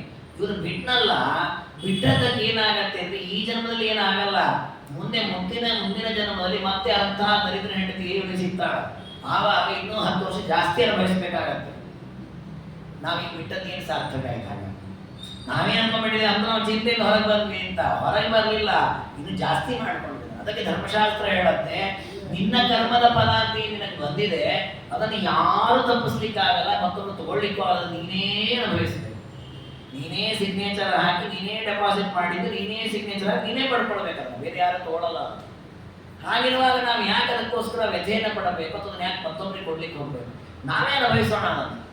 ಅದಕ್ಕೆ ತಕ್ಕದಾದಂತಹ ದಂಡನೆ ಶಾಸ್ತ್ರದನ್ನೇ ಹೇಳಿದೆ. ಯಾವ ಅವಸ್ಥೆಯಲ್ಲಿ ಯಾವುದನ್ನು ದೇವರು ಕೊಟ್ಟಿದ್ದಾನೋ ಅದನ್ನು ಅನುಭವಿಸಿ ಅಲ್ಲೇ ಅದನ್ನು ಸಾಧನೆ ಅಂತ ಪರಿಗಣನೆ ಮಾಡಿಕೊಳ್ಳಿ. ಮಕ್ಕಳು ಕೆಟ್ಟ ಮಕ್ಕಳು ಹುಟ್ಟಿದ್ರೆ ಮಕ್ಕಳ ಮೇಲೆ ಅಭಿಮಾನ ಬೆಳೆಯಲ್ಲ, ಹೆಂಡತಿ ಕೆಟ್ಟ ಹೊಡಿದ್ರೆ ಹೆಂಡತಿ ಮೇಲೆ ಅಭಿಮಾನ ಬೆಳೆಯಲ್ಲ ಅಲ್ವಾ? ಹಾಗಂತ ಕೆಟ್ಟ ಹೆಂಡತಿ ಆಗಲಿ ಕೆಟ್ಟ ಮಕ್ಕಳು ಹುಟ್ಟಲಿ ಅಂತ ಆಸೆ ಪಡೋದಲ್ಲ. ಮಕ್ಕಳು ಒಳ್ಳೆಯವರೇ ಇರಬೇಕು, ಹೆಂಡತಿ ಒಳ್ಳೆಯವರೇ ಇರಬೇಕು. ಆಗ ವೈರಾಗ್ಯವನ್ನು ಸಂಪಾದಿಸಬೇಕು. ಒಳ್ಳೆ ಮಕ್ಕಳಿದ್ದಾಗ ಮಕ್ಕಳ ಮೇಲೆ ಅಭಿಮಾನ ಮಾಡಿ ಅವರ ಮೂಲಕ ಸತ್ಕರ್ಮಗಳನ್ನು ಮಾಡಿಸ್ತಾ ನಾವು ಸತ್ಕರ್ಮವನ್ನು ಮಾಡುವ ಸಂತೋಷ ಪಡೋದು, ಆಗ ಆ ರೀತಿಯ ಸಾಧನೆ. ಕೆಟ್ಟ ಮಕ್ಕಳಿದ್ರ ಮಕ್ಕಳು ಒಳ್ಳೆಯವರಿದ್ದಾಗ ಅವ್ರ ಮೇಲೆ ಪ್ರೀತಿ ಇರುತ್ತೆ. ಅಯ್ಯೋ ಮಗ ಪಾಪ ಉದ್ದಾಡ್ತಾನೆ, ಅವ್ನು ಶಾಲು ಹಚ್ಚೋಣ, ಅವ್ನು ಚಳಿ ಆಗೋದು ಬೇಡ, ಅವ್ನಿಗೆ ಮಳೆ ಜಾಸ್ತಿ ತಂಪಾಗೋದು ಬೇಡ, ಅವನ ಏಳಿಗೆ ಅವನ ಕಾಳಜಿ ಎಲ್ಲ ವಹಿಸ್ತಾ ಇರ್ತೇವೆ. ಕೆಟ್ಟ ಮಕ್ಕಳಾದ್ರೆ ಹಾಳಾಗೋಲ್ಲ, ಸಂಬಂಧವೇ ಇಲ್ಲ ಅಂತ ಆಗ ನಾ ಮಕ್ಕಳ ಬಗ್ಗೆ ಆ ಒಂದು ತಾತ್ಸಾರ ಬಂತಲ್ಲ, ಅದನ್ನು ವೈರಾಗ್ಯ ಅಂತ ಸಂಪಾದನೆ ಮಾಡಿಕೊಳ್ತಾರೆ. ಹೀಗೆ ಒಂದೊಂದು ಹಂತ ನಮಗೆ ಜೀವನದಲ್ಲಿ ಏನು ಪ್ರಾಪ್ತವಾಗತ್ತೆ, ಅದರಲ್ಲಿ ಇರತಕ್ಕ ಒಳ್ಳೆ ಗುಣಗಳನ್ನು ನಾವು ಸಂಪಾದನೆ ಮಾಡಿ ಪ್ರಯತ್ನ ಮಾಡ್ಬೇಕು. ಹಾಗೆ ಗಂಡ ಹೆಂಡತಿಯರಲ್ಲಿ ವೈಮನಸ್ಸೆ ಬಂದ್ರೆ ಬಿಟ್ಟು ಬಿಡೋದಕ್ಕೆ ಮಾರ್ಗ ಅಲ್ಲ, ಅದರಲ್ಲಿ ಅನ್ಯೋನ್ಯವಾದ ಪರಿಹಾರ ಮಾಡಿಕೊಳ್ಬೇಕು. ಎಲ್ಲಿಲ್ಲ ನಾವು ಅನ್ಕೊಂಡದ್ದು ನಮ್ಮ ದೇಹದಲ್ಲೇ ವಿರುದ್ಧವಾಗಿ ನಡೀತಾ ಇದೆ. ಹಾಗಿರುವ ಹೊರಗಿನ ಬಂಧದಲ್ಲಿ ವಿರೋಧ ಇಲ್ಲ, ವಿರೋಧಗಳು ಬೇಕಾದಷ್ಟು ಬರುತ್ತೆ. ತಾಳ್ಮೆಯಿಂದ ಅದನ್ನು ಸಹಿಸಿಕೊಂಡು ಹೋಗಬೇಕು. ಆಗ ಆ ಸ್ತ್ರೀಯನ್ನ ಧರ್ಮಭಾಗಿನಿ ಅಂತ ಕರೀತಾರೆ. ಯಾ ನಾರಿ ಪ್ರಯತ ದಕ್ಷ, ಯಾ ನಾರಿ ಪುತ್ರಿಣೀ ಭವೆ, ಪತಿಪ್ರಿಯ ಪತಿಪ್ರಾಣ, ಸಾ ನಾರಿ ಧರ್ಮಭಾಗಿನಿ. ಮತ್ತೆ ಸ್ತ್ರೀಯಳಾದವರ ಮತ್ತೊಂದು ದೊಡ್ಡ ಗುಣ ಏನು ಶಾಸ್ತ್ರ ಹೇಳಿದ್ದು ಅಂತಂದ್ರೆ, ಅವಳು ವಸ್ತುತಃ ಮನುವಿನ ಸ್ಮೃತಿಯಲ್ಲಿಯೇ ಬರುತ್ತೆ, ಮನುಸ್ಮೃತಿಯಲ್ಲಿ. ಏನಂದ್ರೆ ಸ್ತ್ರೀಯಳು ಕೌಮಾರಾವಸ್ಥೆಯಲ್ಲಿ ತಂದೆಯ ಅಧೀನಳಾಗಿರ್ತಾಳೆ, ತಂದೆ ಅವಳನ್ನು ರಕ್ಷಣೆ ಮಾಡ್ತಾನೆ. ಯೌವನಾವಸ್ಥೆಯಲ್ಲಿ ಮದುವೆಯಾಗಿರ್ತದೆ, ಆಗ ಗಂಡ ರಕ್ಷಣೆ ಮಾಡುತ್ತಾನೆ. ರಕ್ಷಂತಿ ಸ್ಥವಿರೇ ಪುತ್ರ, ವಾರ್ಧಕ್ಯದಲ್ಲಿ ಮಕ್ಕಳು ಆ ಸ್ತ್ರೀಯನ್ನು ರಕ್ಷಣೆ ಮಾಡುತ್ತಾರೆ. ಹೆಂಡತಿಗೆ ಅಂದರೆ ಹೆಣ್ಣು ಮಕ್ಕಳಿಗೆ ಸ್ವಾತಂತ್ರ್ಯ ಇಲ್ಲ. ನ ಸ್ತ್ರೀ ಸ್ವಾತಂತ್ರ್ಯ ಮಲಹತಿ ಅನ್ನೋದು ವಾಕ್ಯ ಇದೆ. ಇದನ್ನು ಇಟ್ಟುಕೊಂಡೇ ಸಿಕ್ಕಾಪಟ್ಟೆ ಜನ ವಿರೋಧ ಮಾಡ್ತಾರೆ ಮನುಸ್ಮೃತಿ. ನೀವು ಹೆಣ್ಮಕ್ಳನ್ನ ಶೋಷಣೆ ಮಾಡಿಬಿಟ್ಟಿದ್ದೀರಿ, ಹೆಣ್ಮಕ್ಳಿಗೆ ಸ್ವಾತಂತ್ರ್ಯ ಇಲ್ಲ ಅಂದ್ರೆ ಪುಸ್ತಕ ಅಲ್ಲಿ ಹೇಳಿದ್ದೇನು ಅಂತಂದ್ರೆ, ಸ್ತ್ರೀ ಎನ್ನುವಂತಹದ್ದು ಒಂದು ರತ್ನ ಇದ್ದ ಹಾಗೆ ಇದನ್ನು ರಕ್ಷಣೆ ಮಾಡಲಿಕ್ಕೆ ಕಾಲ ಕಾಲಕ್ಕೆ ದೇವರು ವ್ಯವಸ್ಥೆಯನ್ನು ಮಾಡಿದ್ದಾನೆ.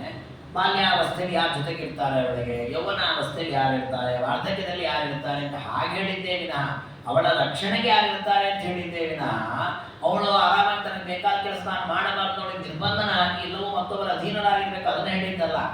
ಅವಳನ್ನು ಕೆಳಗೆ ಕೂರಿಸಿ ನೀನು ಒಬ್ಬರ ಅಧೀನರಾಗಿರ್ಬೇಕು ಅದನ್ನ ಹೇಳಿದ್ದಲ್ಲ. ಎಲ್ಲ ಕಾಲದವಳ ಜೊತೆಗೆ ಒಬ್ಬರು ಇರಬೇಕು, ಇದು ಅವರವರ ಕಾಲದಲ್ಲಿ ಅವರವರ ಕರ್ತವ್ಯ ಅಂತ ಎಚ್ಚರಿಸಿದ್ದು. ಇದನ್ನ ಅರ್ಥ ಮಾಡ್ಕೊಳ್ಳಿಲ್ಲ ಸಮಾಜ. ಆಗ ಅದೇ ಮನುಸ್ಮೃತಿಗೆ ಮುಂದೆ ಹೇಳ್ತದೆ, ಮನೆಯಲ್ಲಿರುವ ಪ್ರತಿಯೊಂದು ಕಾರ್ಯದಲ್ಲಿಯೂ ಜವಾಬ್ದಾರಿ ಸ್ತ್ರೀಗೆ ಕೊಡಬೇಕು ಅಂತ ಹೇಳಿದ್ರು. ನೋಡಿ ಇವತ್ತೇನಾಗಿದೆ ಅಂದ್ರೆ, ಮನುಸ್ಮೃತಿಯನ್ನು ಬೈದು ನ ಸ್ತ್ರೀ ಸ್ವಾತಂತ್ರ್ಯ ಮಾಡಿದಿರೋದು ಅಬದ್ಧ ಅಂತ ಆಡ್ಕೊಂಡು ಸ್ತ್ರೀಯರಿಗೂ ಸಮಾನ ಸ್ವಾತಂತ್ರ್ಯ ಇರಲಿ ಅಂತ ಕೊಟ್ಟರು. ಏನಾಯಿತು, ಸ್ತ್ರೀಯರ ಸ್ವಾತಂತ್ರ್ಯವನ್ನು ಹೊರಗೆ ಹೋಗೋ ಕೆಲಸಕ್ಕೆ ಗಂಡ ಒಳಗೆ ಕುತ್ಕೊಂಡು ಅಡಿಗೆ ಮಾಡಲಿಕ್ಕೆ ಅವಳು ತಯಾರಿಲ್ಲ, ಇವಳು ತರ ಹೋಟೆಲಿಗೆ ಹೋಗ್ತಿರ್ಲಿಕ್ಕೆ ಶುರು ಮಾಡಿ. ನೋಡಿ, ಸ್ತ್ರೀಯರಿಗೆ ಮನೆಯಲ್ಲಿ ಸಂಪೂರ್ಣ ಸ್ವಾತಂತ್ರ್ಯ ಕೊಟ್ಟಿದೆ. ಅವಳು ಯಾವ ಕಾಲಕ್ಕೆ ಏನು ಅಡುಗೆ ಮಾಡಬೇಕು, ಯಾವ ಮಕ್ಕಳಿಗೆ ಎಷ್ಟು ಬಡಿಸ್ಬೇಕು, ಯಾವ ಗಂಡನಿಗೆ ಎಷ್ಟೊತ್ತಿಗೆ ನೋಡ್ಕೊಳ್ಬೇಕು, ನೈವೇದ್ಯಕ್ಕೆ ಏನು ರೆಡಿ ಮಾಡಬೇಕು, ತುಪ್ಪ ಹಾಲು ಪ್ರತಿಯೊಂದನ್ನು ನೋಡ್ಕೊಳ್ಳುವ ಜವಾಬ್ದಾರಿ ಸ್ತ್ರೀಗೆ ಕೊಟ್ಟದ್ದು. ಗಂಡ ನೋಡ್ಕೊಳ್ಳಲ್ಲ ಅದನ್ನ ಯಾವುದನ್ನು. ಗಂಡ ಕಪಾಟಲ್ಲಿ ಹಾಲು ಮೊಸರು ಬೀಗ ಹಾಕಿಡೋದು, ಗಂಡ ಹೆಂಡತಿ ಕಡೆ ಲೋಟ ಹಾಲು ಕೊಡೋದು, ಹಾಗೆ ಮಾಡ್ಲಿಕ್ಕೆ ಶಾಸ್ತ್ರ ಯಾವತ್ತೂ ಹೇಳೇ ಇಲ್ಲ. ಪ್ರತಿಯೊಂದು ದವಸ ಧಾನ್ಯಗಳು ಧನಾದಿಗಳು ಪ್ರತಿಯೊಂದರ ರಕ್ಷಣೆ ಸ್ತ್ರೀ ಕೈಯಲ್ಲೇ ಇರೋದು. ಆದ್ರೆ ಇವತ್ತು ಉಲ್ಟಾ ಆಗೋಯ್ತು. ಯಾಕೆ ನೀವು ಆ ಮನುಸ್ಮೃತಿನ ಎತ್ತಿಟ್ಬಿಟ್ರಿ, ಅದ್ರಲ್ಲಿ ಹೇಳಿದ ಧರ್ಮಗಳೇ ಇಲ್ಲ. ಏನಾಯ್ತು, ಗಂಡನೂ ಮನೆ ಕೆಲಸ ಮಾಡಲ್ಲ, ಹೆಂಡತಿಯೂ ಮನೆ ಕೆಲಸ ಮಾಡಲ್ಲ, ಧರ್ಮ ಕಾರ್ಯಗಳು ಇಲ್ಲ, ಆರೋಗ್ಯಕ್ಕೆ ಹಿತವಾದ ಆಹಾರ ಪದಾರ್ಥಗಳು ಇಲ್ಲ, ಜೀವನದಲ್ಲಿ ಸುಖವೂ ಇಲ್ಲ. ನೋಡಿ, ಶಾಸ್ತ್ರ ಹೇಳಿಕೊಟ್ಟ ಆ ಚೌಕಟ್ಟಿನಲ್ಲಿ ಇದ್ದಿದ್ರೆ ಸ್ತ್ರೀಗೆ ಮನೆಯಲ್ಲಿ ಸಂಪೂರ್ಣವಾದ ಅಧಿಕಾರ ಇದೆ. ಆ ಅಧಿಕಾರದಿಂದ ಅವಳು ಏನು ಮಾಡ್ತಾಳೆ? ತನ್ನ ಅತ್ತೆ ಮಾವನ ರಕ್ಷಣೆಯನ್ನು ಮಾಡ್ತಾಳೆ, ಗಂಡನ ರಕ್ಷಣೆಯನ್ನು ಮಾಡ್ತಾಳೆ, ಮಕ್ಕಳ ರಕ್ಷಣೆಯನ್ನು ಮಾಡ್ತಾಳೆ. ಇವತ್ತು ಅತ್ತೆ ಮಾವ ವೃದ್ಧಾಶ್ರಮದಲ್ಲಿ, ಮಕ್ಕಳು ಶಾಲೆಯಲ್ಲಿ, ಇವರೆಲ್ಲರೂ ಬೀದಿಯಲ್ಲಿ, ಮನೆ ಖಾಲಿ. ಮನೆ ಅಥವಾ ನಾಯಿಗಳು ಇರ್ತಾವೆ ಕೆಲವು ಮನೆಯಲ್ಲಿ, ಇವ್ರು ಯಾರಿರಲ್ಲ, ನಾಯಿಗಳು ಕೆಲಸ ಮನೆಯಲ್ಲಿ. ಅದಕ್ಕೆ ಇಲ್ಲಿ ಹೇಳಿದ್ರು, ಯಾನಾರಿ ಪ್ರಯತ ದಕ್ಷ. ಜವಾಬ್ದಾರಿ ಜಾಸ್ತಿ ಇದೆ, ಸ್ವಾತಂತ್ರ್ಯ ಜಾಸ್ತಿ ಇದೆ. ಅತ್ತೆ ಮಾವನ ಜವಾಬ್ದಾರಿ ಇವಳದ್ದೇ, ಗಂಡನ ಜವಾಬ್ದಾರಿ ಇವಳದ್ದೇ, ಮಕ್ಕಳ ಜವಾಬ್ದಾರಿ ಇವಳದ್ದೇ, ಮನೆ ಜವಾಬ್ದಾರಿಯೂ ಇವಳದ್ದೇ. ಅದಕ್ಕೆ ಒಂದು ಸುಭಾಷಿತವೇ ಇದೆ, ಅಸಂಭವೇ ಇದು, ವಿಪತ್ತಿ ಕಾಲೇ ಗೃಹಿಣಿ ಪರೀಕ್ಷಾ, ವಿದ್ಯಾವತಾಂ ಭಾಗವತೆ ಪರೀಕ್ಷಾ. ಬಂಗಾರ ಚೆನ್ನಾಗಿದೆಯೋ ಅಶುದ್ಧವಾಗಿದೆಯೋ, ಇದು ಕಾಗೆ ಬಂಗಾರವೋ ಶುದ್ಧ ಬಂಗಾರವೋ ಗೊತ್ತಾಗೋದು ಹೇಗೆ ಅಂದರೆ, ಅಗ್ನಿಯಲ್ಲಿ ಹಾಕಬೇಕಂತೆ ಬಂಗಾರವನ್ನು. ಆಗ ಅದು ನಿಜವಾದ ಬಂಗಾರವಾದರೆ ಬಂಗಾರ ಹಾಗೆ ಇರ್ತದೆ, ಏನು ವ್ಯತ್ಯಾಸವೇ ಆಗಲ್ಲ, ಬಣ್ಣ ಅದು ಇನ್ನೂ ಚೆನ್ನಾಗಿ ಹೊಳೆಯುತ್ತೆ ಅಗ್ನಿ ಹಾಕಿದರೆ. ಅದೇ ಅದು ಕೃತ್ರಿಮವಾಗಿತ್ತು, ಕಲಬೆರಕೆ ಆಗಿತ್ತು ಅಂತಾದರೆ ಅದಕ್ಕೆ ಅಗ್ನಿ ತಾಗಿದ್ರು ಅದೆಲ್ಲ ಜೀರ್ಣ ಆಗತ್ತೆ, ಸುಟ್ಟೋಗತ್ತೆ, ಕಪ್ಪಾಗತ್ತೆ, ಹೊಲಸಾಗತ್ತೆ. ಹಾಗಾದ್ರೆ ಅಗ್ನಿ ಸ್ಪರ್ಶದಿಂದ ಬಂಗಾರದ ಪರೀಕ್ಷೆ ಆಗುತ್ತೆ. ಹಾಗೆ ಇವನು ವಿದ್ಯಾವಂತ ಹೌದೋ ಅಲ್ಲೋ ಅಂದ್ರೆ ಭಾಗವತದ ಮೇಲೆ ಪರೀಕ್ಷೆ ಮಾಡ್ಬೇಕಂತ ಮಾತ್ರ. ಭಾಗವತವನ್ನು ಚೆನ್ನಾಗಿ ತಿಳಿದನ್ನು ನಿರೂಪಣೆ ಮಾಡುವ ಸಾಮರ್ಥ್ಯ ಹೊಂದಿದ್ದಾನೆ ಅಂದ್ರೆ ಅವನು ವಿದ್ಯಾವಂತ ಅಂತ ಅರ್ಥ. ಹಾಗೆ ಒಬ್ಬ ಒಳ್ಳೆ ಪತಿವ್ರತೆ, ಒಬ್ಬ ಒಳ್ಳೆ ಗೃಹಿಣಿ ಅಂತ ಯಾವಾಗ ನಿರ್ಣಯ ಆಗೋದು ಅಂದ್ರೆ, ಆಪತ್ತು ಕಾಲದಲ್ಲಿಯೂ ತನ್ನ ಮನೆಯನ್ನು ಚೆನ್ನಾಗಿ ರಕ್ಷಣೆ ಮಾಡ್ತಾಳ, ಅವಳು ನಿಜವಾದ ಗೃಹಿಣಿ. ವಿಪತ್ತಿ ಕಾಲೇ ಗೃಹಿಣಿ ಪರೀಕ್ಷಾ. ಇವತ್ತಾಗಿಲ್ವೇ ಇಲ್ಲ, ಆಪತ್ತೇ ಬರಲ್ಲ ಇವತ್ತು. ಯಾಕಂದ್ರೆ ಆ ರೀತಿ ನಾವು ದುಡ್ಡು ಮಾಡಿಟ್ಟಿರ್ತಾರೆ, ಅಪ್ಪ ಮನೆ ಮಾಡಿರ್ತಾರೆ, ಮಕ್ಕಳು ಒಳ್ಳೊಳ್ಳೆ ಕೆಲಸದಲ್ಲಿ ಇರ್ತಾರೆ. ಅಷ್ಟಾಗಿ ಒಂಚೂರು ಏನಾದ್ರು ವಾಚ್ಮ್ಯಾನ್ ಇಲ್ಲಂತೆ ಅಥವಾ ಕರೆಂಟ್ ಬರ್ತಾ ಇಲ್ಲ ಏನೋ ಅಂತ ಅಲ್ಲಿ ಇಲ್ರಿ ಹೀಗಂದ್ರೆ ಅವ್ರಿಗೆ 4 ಜನ ಕೇಳೋದಕ್ಕೆ 8 ಜನ ಮನೆಗೆ ಕರೆಸಿ ರಿಪೇರಿ ಮಾಡಿಸಿ, ಇವಳ ಪರೀಕ್ಷೆ ಯಾವಾಗ? ಪರೀಕ್ಷೆ ಇವೆಲ್ಲ ಇವಳಿಗೆ. ಯಾಕಂದ್ರೆ ಇವಳ ಕೆಲಸ 100 ಜನ ಮಾಡೋರು ಇರ್ತಾರೆ. ಎಂತೆಂತಹ ಆಪತ್ತು ಎದುರಾದರೂ ಕೂಡ ಯಾವುದಕ್ಕೂ ಹಿಂಜರಿಯದೆ ಆ ಮನೆಯನ್ನು ಮುನ್ನಡೆಸಿಕೊಂಡು ಹೋಗುವ ಸಾಮರ್ಥ್ಯ ಸ್ತ್ರೀಯಲ್ಲಿ ಇದೆ. ನಾವೇ ಆ ಸಾಮರ್ಥ್ಯವನ್ನು ಕುಂಠಿತ ಮಾಡಿಬಿಟ್ಟಿದ್ದೇವೆ. ಅದಕ್ಕೆ ಹೇಳಿದ್ರು, ಯಾನಾಗಿ ಪ್ರಯತ ದಕ್ಷ. ಆ ಕೆಲಸವನ್ನ ಮಾಡಿ ಆ ಕುಟುಂಬವನ್ನು ಮುಂದೆ ಕರ್ಕೊಂಡು ಹೋಗುವ ದಕ್ಷತೆ ಯಾವ ಸ್ತ್ರೀಯಲ್ಲಿದೆ, ಅವಳು ಪತಿವ್ರತೆ. ಕುಂತಿಯಂತನೇ ನಾವು ನೋಡ್ತೇವಲ್ಲ, ಎಂತೆಂತಹ ಸನ್ನಿವೇಶ ಎದುರಾಯ್ತು ಕುಂತಿದೇವಿ. ಯಾವುದಕ್ಕೂ ಕುಗ್ಗದೆ ಕೃಷ್ಣನ ಅನುಗ್ರಹವಾಗಿದೆ ಅಂತ ಹೇಳಿ ತನ್ನ ಮೊಮ್ಮಗ ಹುಟ್ಟುವಾಗಲೂ ಆಪತ್ತು ಬಂತು, ಮರಿಮಗ ಹುಟ್ಟುವಾಗಲೂ ಆಪತ್ತು ಬಂತು. ಆ ಎಲ್ಲ ಕಾಲದಲ್ಲಿ ಕೃಷ್ಣನ ಅನುಗ್ರಹದಿಂದ ಬಚಾವಾಗಿದ್ದೇವೆ ಅಂತ ಕುಟುಂಬವನ್ನು ಮುನ್ನಡೆಸಿದ ಮಹಿಳೆ. ಅಂಥವರು ನಮಗೆ ಆದರ್ಶವಾಗಬೇಕು. ಯಾನಾನಿ ಪುತ್ರಿಣಿ ಇರಬೇಕು. ಹೀಗೆ ಮನೆಯನ್ನು ಚೆನ್ನಾಗಿ ರಕ್ಷಣೆ ಮಾಡಿಕೊಂಡು ಗಂಡನ ಎಲ್ಲ ಆಗುವಗಳಿಗೆ ಯಜ್ಞಾಗಾದಿಗಳಿರ್ಬೋದು, ದಾನ ಧರ್ಮ ಇರ್ಬೋದು, ಪ್ರತಿಯೊಂದಕ್ಕೂ ಸಹಧರ್ಮಿಣಿಯಾಗಿ ಇದ್ದುಕೊಂಡು ಯಾರು ಇರ್ತಾಳೆ ಅವಳನ್ನ ಧರ್ಮ ಭಾಗಿನಿ ಅಂತ ಅವಳನ್ನು ಕರೀತಾರಂತೆ. ನಕಾಮೇಶು ನ ಭೋಗೇಶು ನೈಶ್ವರ್ಯೇ ನ ಸುಖೇ ತಥಾ ಸ್ಪೃಹಾ ಯಸ್ಯಾ ಯಥಾ ಪತ್ಯು ಸಾನಾದಿ ಧರ್ಮಭಾಗಿನಿ. ನೋಡಿ, ಇನ್ನೊಂದು ವಿಚಾರವನ್ನು ಹೇಳ್ತಾರೆ. ಯಾವುದೇ ವಿಷಯದಲ್ಲಿ, ಯಾವುದೇ ಭೋಗ ಮಾಡುವಾಗಲಿ, ಯಾವುದನ್ನೇ ತಿನ್ನುವಾಗಲಿ, ಯಾರನ್ನೇ ಸುಖವನ್ನು ಅನುಭವಿಸುವಾಗಲಿ, ಪತಿಗೆ ಏನು ಇಷ್ಟವೋ ಅದನ್ನೇ ತಾನು ಇಷ್ಟಪಡಬೇಕಂತ. ನೋಡಿ, ಇದನ್ನು ನಾವು ನಮ್ಮ ಹೆಣ್ಮಕ್ಳಿಗೆ ಹೇಳಿಕೊಟ್ರೆ ಗಲಾಟೆ ಆಗಲ್ಲ. ನೀನು ಗಂಡನಿಗೆ ಇಷ್ಟವಾಗೋದನ್ನು ನೀನು ಇಷ್ಟಪಡುವಂತ ಅವಳಿಗೆ ಹೇಳಬೇಕು.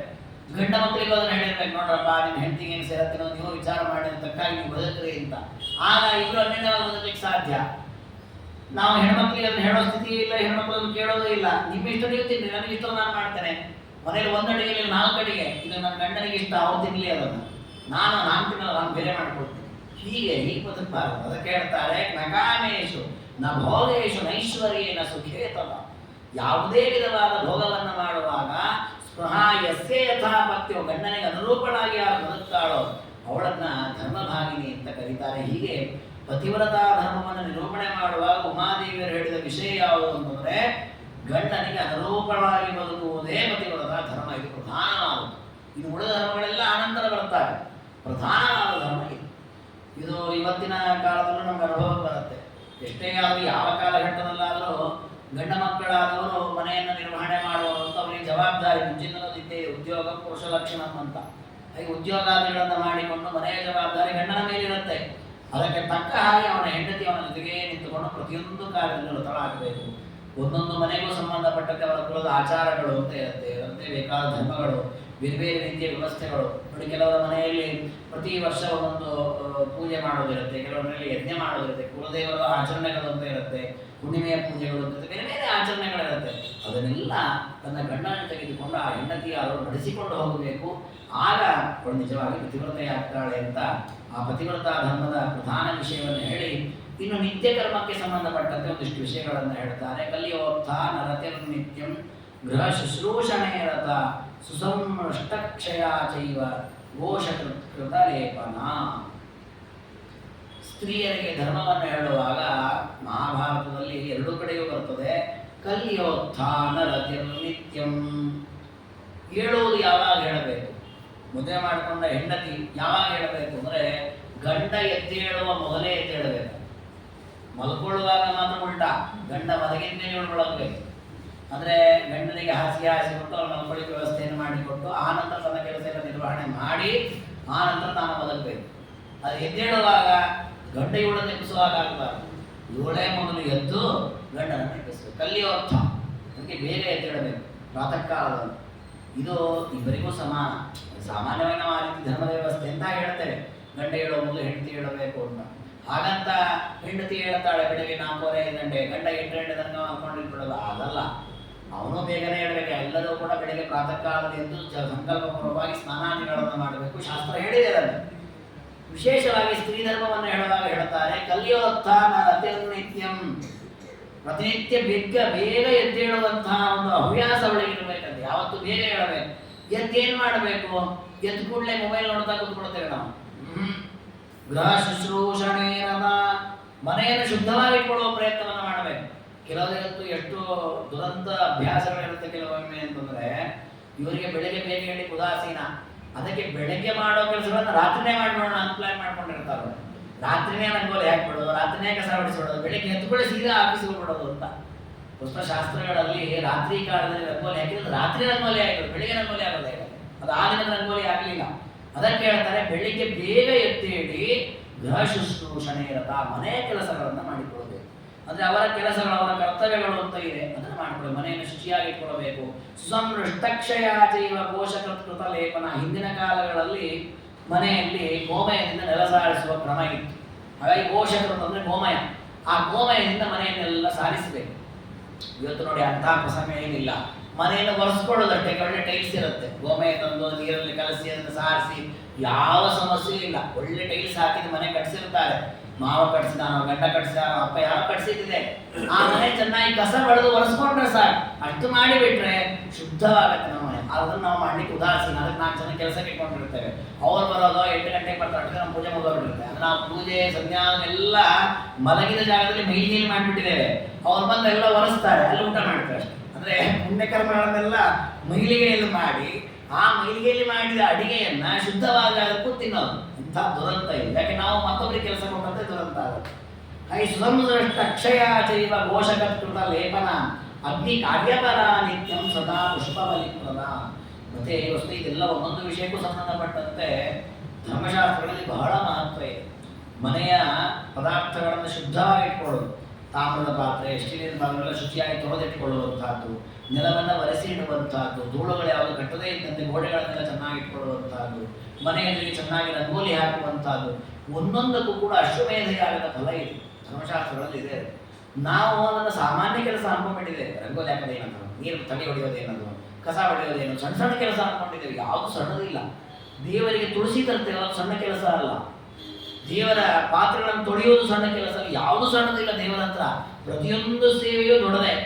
ಅದರ ಎಚ್ಚರ ಹೋಗ್ಬೇಕು. ದೇವರ ಕೆಲಸ ಮಾಡ್ತಾ ಇದ್ರೆ ಹಾಗಿದು ದೇವರು ಕೊಟ್ಟ ಮನೆ, ಇದು ನನ್ನ ಮನೆ, ನನ್ನ ಗಂಡನ ಮನೆ, ನಮ್ಮ ಮಾವನ ಮನೆ ಅನ್ನೋದಕ್ಕಿಂತ ದೇವರು ಕೊಟ್ಟಂತ ಮನೆಗೆ ದೇವರ ಮನೆ, ದೇವರಿದ್ದಾನೆ, ದೇವರ ಸೇವೆ ಮಾಡ್ತಾ ಇದ್ರೆ ಅನ್ನೋ ಭಾವನೆ ಬೇಕು. ಲಕ್ಷ್ಮೀ ದೇವಿ ವೈಕುಂಠದಲ್ಲಿ, ಇಲ್ಲಿ ಅಲ್ಲ, ವೈಕುಂಠದಲ್ಲಿ ದೇವರ ಮನೆಯನ್ನು ತಾನೇ ಕಸ ಹೊಡಿತಾರೆ, ತಾನೇ ಒರೆಸ್ತಾನೆ. ಅಲ್ಲಿ ಕಸ ಆಗೋದಿಲ್ಲ, ಧೂಳು ಆಗೋದಿಲ್ಲ, ಯಾಕಂದ್ರೆ ವೈಕುಂಠ. ಇಲ್ಲಿ ಕಸ ಧೂಳು ಹೊಲಸು ಇಲ್ಲ. ಆದರೆ ಅದು ಸೇವೆ, ದೇವರಿಗೆ ಪ್ರತಿನಿತ್ಯ ತಾನು ಸೇವೆ ಮಾಡ್ತಾರೆ. ಪಾದ ಒತ್ತುತ್ತಾರೆ, ದೇವರಿಗೆ ಕಾಲು ಆಗತ್ತ ಆಗಲ್ಲ, ಆದರೂ ಪಾದ ಒತ್ತುತ್ತಾರೆ. ದೇವರಿಗೆ ಅಭಿಷೇಕ ಮಾಡ್ತಾರೆ, ದೇವರಿಗೆ ಮೈ ಹೊಲಸಾಗಿಲ್ಲ, ಇಲ್ಲ, ಅಭಿಷೇಕ ಮಾಡುತ್ತಾರೆ. ಮನೆಯನ್ನು ಶುದ್ಧವಾಗಿಟ್ಕೊಳ್ತಾರೆ, ಪಾತ್ರೆಗಳನ್ನು ತೊಳಿತಾರೆ. ಯಾಕೆ ಅಂದರೆ ಒಂದೊಂದು ಸೇವೆ ಮಾಡಿದ್ದಕ್ಕೆ ಬರುವ ಪುಣ್ಯವು ನನಗೇ ಬರಲಿ, ಬೇರೆಯವರಿಗೆ ಹೋಗೋದು ಬೇಡ ಅಂತ ಅಷ್ಟು ಶ್ರದ್ಧೆ ಇದೆ ಲಕ್ಷ್ಮೀದೇವಿ. ಹಾಗೆ ನಮಗೂ ಇರಬೇಕು, ಇದು ನನ್ನ ಮನೆ, ಈ ಮನೆಯಲ್ಲಿ ಮಾಡುವ ಪ್ರತಿಯೊಂದು ಕರ್ಮದ ಫಲ ನನಗೆ ಬರಲಿ, ಮತ್ತೊಬ್ಬರಿಗೆ ಹೋಗೋದು ಬೇಡ. ಇವತ್ತು ನೋಡಿ, ಮನೆಯಲ್ಲಿ ನಾವು ಬೇಕಾದಷ್ಟು ಕರ್ಮಗಳನ್ನು ಮಾಡ್ತೇವೆ, ಹೆಚ್ಚಿನ ಫಲ ನಮಗೆ ಬರಲ್ಲ. ಯಾಕೆಂದ್ರೆ ನಮ್ಮ ಮನೆ ಕೆಲಸ ಮಾಡೋಲ್ಲ ಬೇರೆಯವರೇ, ಅವರಿಗೆ ಹೋಗ್ತಾ ಇರುತ್ತಾ ಫಲ. ನಮಗೆ ಬರೋದು ಬಹಳ ಅಲ್ಪ, ನಾವು ಇರೋದೇ ಬಹಳ ಅಲ್ಪ, ನಮ್ಮ ಸೇವೆಯಲ್ಲಿರೋದೇ ಬಹಳ ಅಲ್ಪ. ಅದಕ್ಕೆ ಹೇಳ್ತಾರೆ, ನಿಮ್ಮ ಕರ್ತವ್ಯಗಳನ್ನು ನೀವೇ ನಿರ್ವಹಣೆ ಮಾಡಿ. ಆನಂತರ ಅಗ್ನಿ ಕಾರ್ಯ ಪರ ನಿತ್ಯಂ. ಅಗ್ನಿ ಕಾರ್ಯ ಅಂದ್ರೆ ಏನು? ಯಜ್ಞಯಾಗಾದಿಗಳು, ಗಂಡ ಮಾಡುವ ಯಜ್ಞಯಾಗಾದಿಗಳಿಗೆ ಸಹಕಾರವನ್ನು ಕೊಡು. ಯಜ್ಞಯಾಗಾದಿಗಳು ನೋಡಿ, ಬೆಳಗ್ಗೆ ಎದ್ದು ಕೂಡ ಗಂಡ ಏನ್ ಮಾಡ್ತಾನೆ? ಸ್ನಾನ ಮಾಡ್ತಾನೆ, ಸಂಧ್ಯಾವಂದನೆಯನ್ನು ಮಾಡ್ತಾನೆ. ಅದಕ್ಕೆ ಬೆಳಗ್ಗೆ ಎದ್ದು ಕೂಡಲೇ ಶುದ್ಧ ಮಾಡೋದನ್ನು ಹೇಳಿದೆ. ಯಾಕಂದ್ರೆ ಸಂಧ್ಯಾನ ಮಾಡ್ಕೊಳ್ಳಿ ಒಂದು ಕೂತ್ಕೊಳ್ಳಿ ಜಾಗ ಬೇಕು. ನಾವು ಮಲ್ಕೊಳ್ತೇವಲ್ಲ, ಹಾಸಿಗೆ ಹಾಸ್ಕೊಂಡು ಮಲ್ಕೊಳ್ತೇವೆ. ಇವತ್ತಾದ್ರೆ ಒಂದು ರೀತಿ ಅನುಕೂಲ ಇದೆ ನಮ್ಮ ಪ್ರಪಂಚ.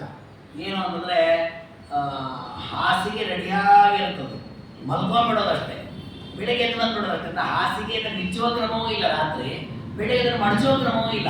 ಅಷ್ಟು ನಾವು ಉದಾಸೀನ. ಒಂದು ರೀತಿ ಹೇಳಿದ್ರೆ ರೋಗಿಷ್ಠರು. ಈ ರೋಗಿಗಳನ್ನ ಬೆಡ್ ಮೇಲೆ ಮಲಗಿಸ್ತಾರೆ ನೋಡಿ, ಅವರು ರೋಗಿಗ್ರಸ್ತರು, ಅವ್ರಿಗೆ ಹೇಳಲಿಕ್ಕೆ ಉತ್ಕೊಂಡೋಗಿ ಬೆಡ್ ಮೇಲೆ ಮಲಗಿಸ್ತಾರೆ.